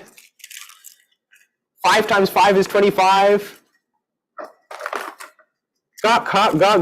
She's filling in so much information. But what's happening to my mind? Oh, it's feeling overloaded, and the information is starting to fall out, right? It's gone in one ear, it's gone out the other ear. I'm not actively involved in the learning process. She is just trying to stuff information into my mind, and I'm not getting it, right? Because why? She's not using my existing knowledge. So I love what Gwen said about minor, what somebody said about extractor, because in the ALfA process, the mind is not an empty bucket for the teacher to fill. The mind is the student's mind, and they already have a lot of existing knowledge, and we need to use that knowledge, right, to help build more knowledge. So you saw in the ALfA process, well, let me ask you, Milita, at the start, when the student enters the classroom, do they know the picture or do they know the letter? Which do they know? They know the picture. They know the picture, right? And at the start in maths, do they understand the physical object or do they understand the symbol? They would be understanding the physical object. The physical object. So we're starting with what they already know, and we're using that to scaffold and to build to what they don't know. See lots of people responding. It's exciting. Yeah, great. So absolutely, it's exciting imagination, it's empathetic, overall development for every student, beautiful. Raising curiosity, this is fantastic. I think you guys have covered all the points. I'm going to show my slide, but I think you guys have already covered these points very well. We like the word galvanizer, right? We like to say that the teacher is a galvanizer. What does this mean? Milita, can you just go through very quickly, like 1-2 points here. What does this mean for a teacher to be a galvanizer?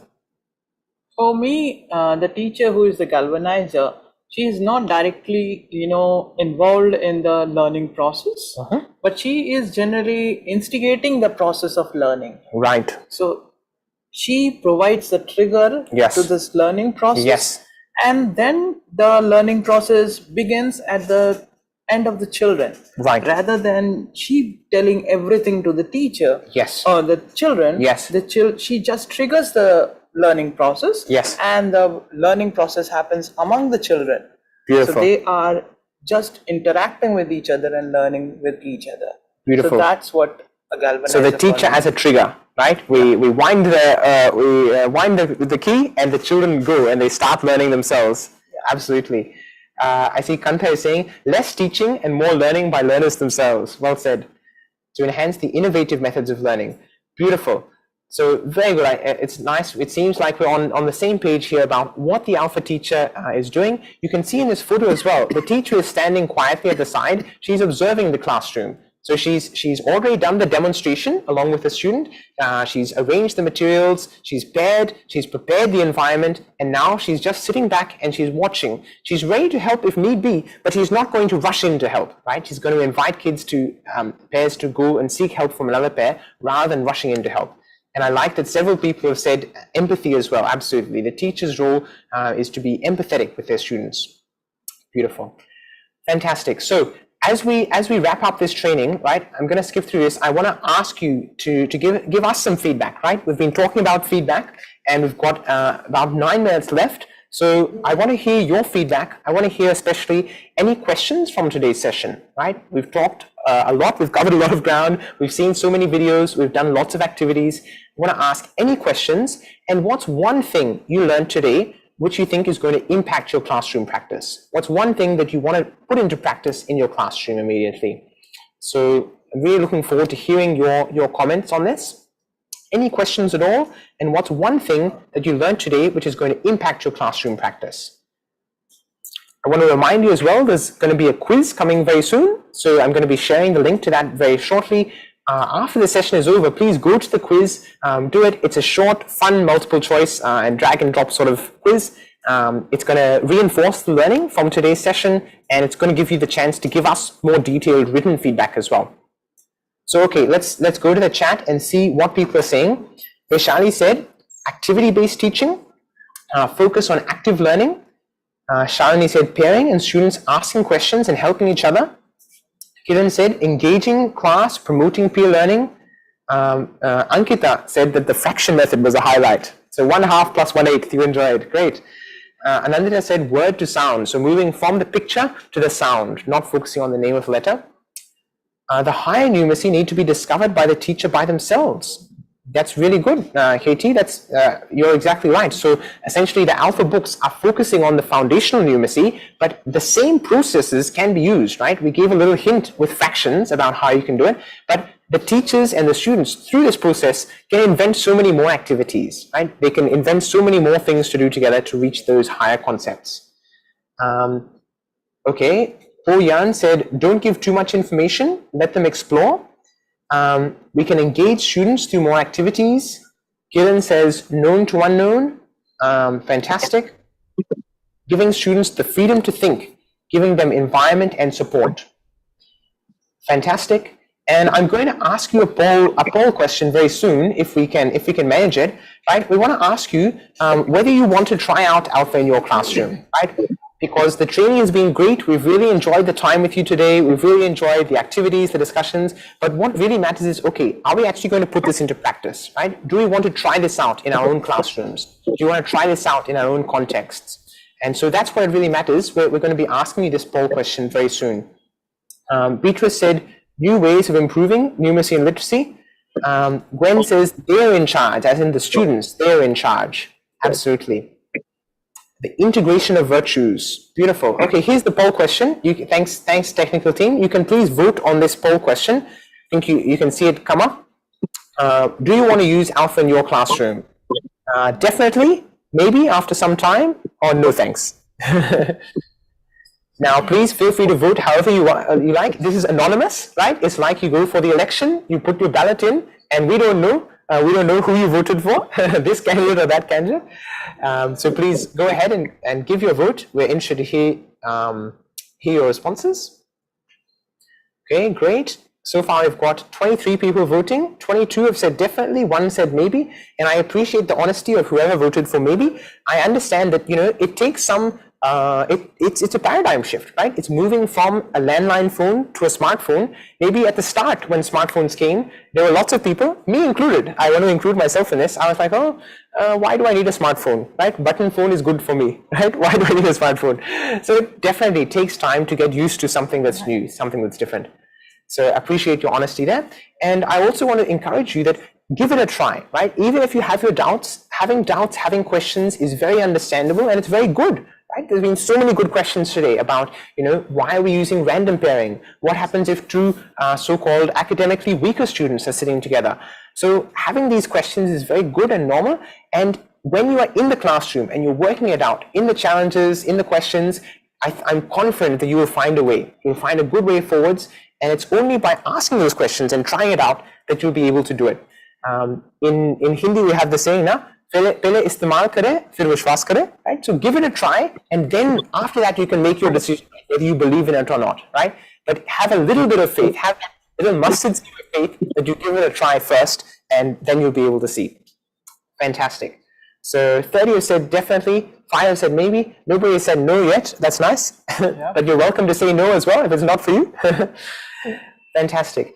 Okay. Final question then for you, for my feedback, if you can just respond in the chat. What do you think was the highlight of today for you? What was the, which activity did you enjoy the most, right? Was it the clapping and snapping, the fractions, the word building activity, the sentence building activity? Which activity did you enjoy the most? Because this is very useful feedback for us as we keep looking to run more of these trainings. So KT is very positive. He says all. Okay, that's nice. We're interested in others as well. What what are your comments? Which activities did you most enjoy? And which are the activities that I want to implement this in my classroom tomorrow. Tomorrow morning, 8 a.m., I'm going into my classroom and I'm going to start this. Okay, so Kaniz said clapping and snapping. Vishali said matchsticks and ice cream sticks. So using those for numeracy. Shivani enjoyed the word building activity. That's great. I think Shivani made a lot.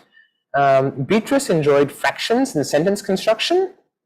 Kanta enjoyed the clarity of presentation. Okay, thanks Kanta. Somebody enjoyed learning fractions, use of matchsticks and ice cream sticks, clap and snap, foot stomp. I want to just remind you, by the way, guys, that there's this was 3.5 hours, but the time went by so quickly for us, right? Because we were enjoying it as well. There's a lot more stuff to discuss as well, right? This was just a very brief snapshot. So I want to encourage you. I'm going to share once again the link to the languages, the different languages we have. I'm just going to share that link. So I encourage you, please check it out in your own language. And if it's not available yet in your language, please help us to replicate it, right? We want it to be replicated in as many languages as possible. Pina said, I enjoyed most of it, including the dance break. Great, thanks Pina.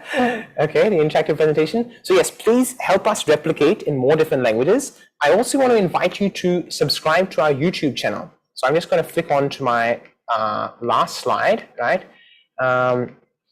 Okay, I want to mention very briefly in passing that if you're really interested in this and you really want to go into a deep dive, I've written a book along with my boss, Dr. Sunita, and several colleagues called Disruptive Literacy. So you can see that some of these approaches we're talking about today are very disruptive. They're quite different from the traditional classroom. So there's this book available. You can check it out. You can just Google it. And it talks a lot about adult literacy as well and what we can do for adults through this process. So please check that out. I want to ask you, this is a paradigm shift in FLN, right? We think we discussed right at the start, 70% of children, 10-year-olds in low and middle income countries cannot read. So we need a paradigm shift. Now we've offered you this suggestion, and this is an approach which we think is a paradigm shift. Try it out. See how it goes for you. I'm going to skip through the testimonials, but I just want to say we've got a lot of wonderful international partners, right? Some of you are here right now, right? I think we've got some people from FAWE, the Forum for African Women Educationalists. We've got some people from AASU, All Africa Students Union. Last time we had people from Teachers Without Borders. We've got people from Literacy Chicago. So we love partnering with other NGOs. We know there's lots of great organizations doing fantastic work around the world. So we want to partner with you, right? We cannot be everywhere, right? Mirit and I are sitting here in our comfortable studio, right? We cannot travel everywhere around the world. So we need you to be our ambassadors. We need you wherever you are, whether you're in Malaysia, in Africa, in India, different parts of India.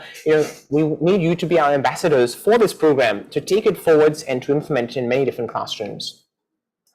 So would you like to partner with us? Please reach out, right? We put our comments, we put our contact details. Thanks to the Global Advisory Committee as well. We've got our contact details being put in the chat, I think. And this is our YouTube channel. So Devi Sansthan YouTube channel. Please subscribe because we have a lot of these trainings. We have a lot of different videos which go in more depth in different aspects. So if you want to learn, okay, how do we make pairs? If you want to learn how do we teach multiplication, if you want to learn how do we teach matras in Hindi, there's a lot of different videos available on our YouTube channel. So go and explore that, right? Thank you so much. And finally, I want to invite you, please share your photos and videos with us, right? As you implement this in your countries, in your context, you would have seen some of the videos we played today. Many of the footage from that is shared by teachers. They've just recorded the video on their mobile and they've shared it. And that's what we're using to put together these videos. So if you want to be famous, right? If you want your school, your organization to be on our next YouTube video, please share your photos and videos with us. We always love to see how this program is working in different parts of the world. So with that, I'm going to sign off for me. Thank you so much. I really enjoyed the time with you today. It was a fantastic session, super interactive. I think we must have probably several thousand chat messages here, which we can look through. So thank you so much. We really enjoyed all the activities with you. All the best, right? As you try this out in your classrooms, we're really looking forward to hearing the feedback from you. I'll hand over to Melita to say her final words. Yeah. Thank you all. It was a really lovely interactive session, and the way everyone was responding to our questions, that was really awesome to have, and really looking forward, to collaborate. If you are willing to collaborate with us and also help us to replicate our books in different your own regional language. Thank you, and I would love you to stay back for the quiz, and just after the quiz you can download your certificates after attempting and going for the quiz. Thanks a lot for your time and your special efforts. So that's a good point, Soy. I think I forgot to post the quiz link. I'm just posting it in the chat right now. So you can just copy this link, right? And hopefully you'll be able to, once you do this quiz, it's a fun short quiz, should take you 10 minutes or so. Hopefully after you do that, you can download the certificate immediately afterwards. And if you have any difficulties with that, feel free to mail us. We've got, this is our website. Behind me here, you can see dignityeducation.org. This is our WhatsApp number, 740-840-6000. We're going to post this in the chat as well. So please do be in touch with us. We want your photos, your videos, your comments, your feedback. So there's the quiz link.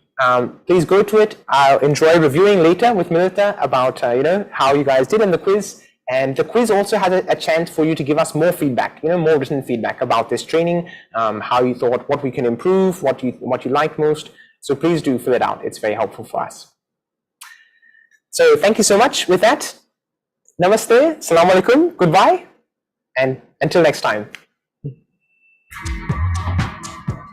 Good morning and gentlemen. Today we are here to understand how ALfA class will help children to be a better future ready citizens. So I have Ankita ma'am, Para ma'am and Jan ma'am here. So ये वाला कौन सा video play कर रहा है निशा? Actually, in ALfA classes, we emphasize more on building of 6 C's. Now, what are these 6 C's? 6 C's are those skills which helps in the overall holistic development of the child, and hence it prepares the children themselves for future ready citizens. Ma'am, please can you explain what are these 6 C's? Yes, surely. 6 C's, as the name suggests itself, it's 6 different skills of learning, like critical thinking, creativity, collaboration, communication, citizenship, and character building. He went and jumped on a box. This box is too hard, said, oh, Tommy. Oh, this box is too hard, said Tommy. Then Tommy saw another box. This box is too soft, said Tommy. A good job, Farah ma'am. So what did you learn from here? Thank you, Ankita ma'am, for helping me, and thank you for keeping up patience with me. The same word I was not able to read again and again, but you did not lose the patience. So thank you so much. Good job. So we have learned a virtue from this, a value from this. What is that? That is helpfulness. Correct. And be patient. Okay, since Ankita ma'am, you helped me, so I have something for you. I have prepared a badge for you. Oh, wow. And on it I have written, Helpful Ankita. Thank you so much. Thank you. So children, did you understand that we have learned a virtue from today's class? That is helpfulness. Now, when you will work with your partners, you are also going to take care of them and help them. Understood? Let's do some reading. Okay. We need different means of transporting. No from one place to another. Means of Should I help you again? Yes. It's transport. Thank you. Are also used to carry goods. Some common means of transport in the cities are. You did a great job. Thank you, Tammy. You are a very helpful boy. I have something for you. This is for you. I have made this for you.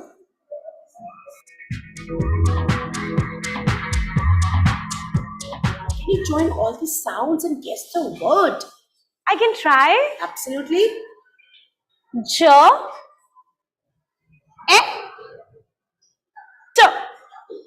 Jet.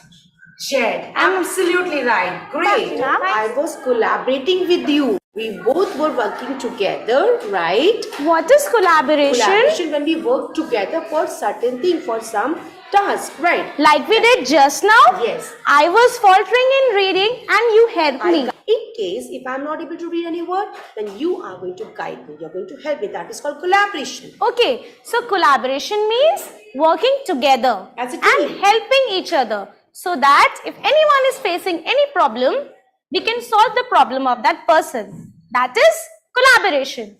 So children, now you all are going to do in a similar way, right? If your partner is not able to understand anything, so we'll take that as an ownership and we'll guide that partner. So can we do that? Yes, ma'am. Okay, let's get started. What is the first picture? This is a what? What is the first sound of the picture? Yeah. No. See again the picture? Yeah. No, it will be verb. It is yam or it is van? Van. So it will be verb. Okay. Today we are going to do an activity where you are going to read a chapter and ask the questions to your partner. In this way, you will be able to enhance your critical thinking. Today we will read EVS Animals chapter, Animals Around Us. Okay. We see different types of animals around us. They are both big and small. They live on land, in water or on trees. Now your turn. Animals like cat and horse live on land. Animals like dolphin and shark live in water. And animals like monkey and bats live on trees. Now from this page we will ask some questions. Okay. We see different types of animals around us or one type of animal? We always see different types of animals around us. Okay, now it's your turn. Okay. Should we take good care of our pets? Yes, we should take good care of our pets. This will enhance your creativity and you will be able to understand how to use your waste materials. Let's make the pattern board.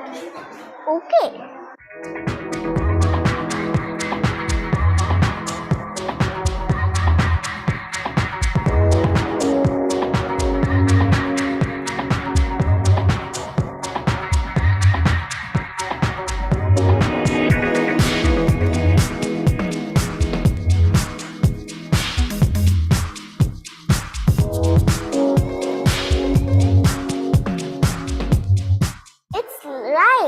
Well done. What is the connection between 6Cs and ALfA classes?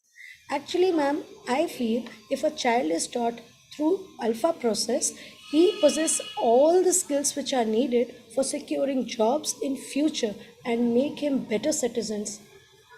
And also, Ankita ma'am, in ALfA classes, like they learn to work in pairs. Yes. They do random pairing.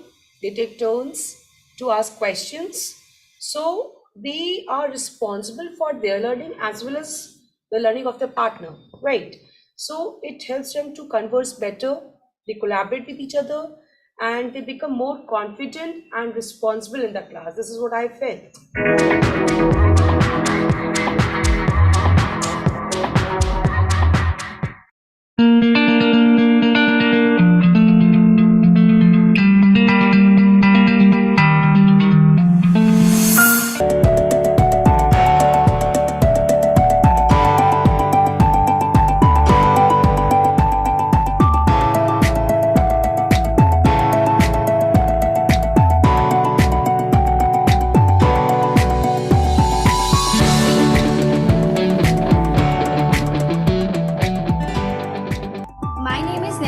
I study in class 7 and Literacy Now campaign. I would like to thank Literacy Now app. It is very handy and very useful now. It was very fun teaching through that. My name is Rashi Kashyap.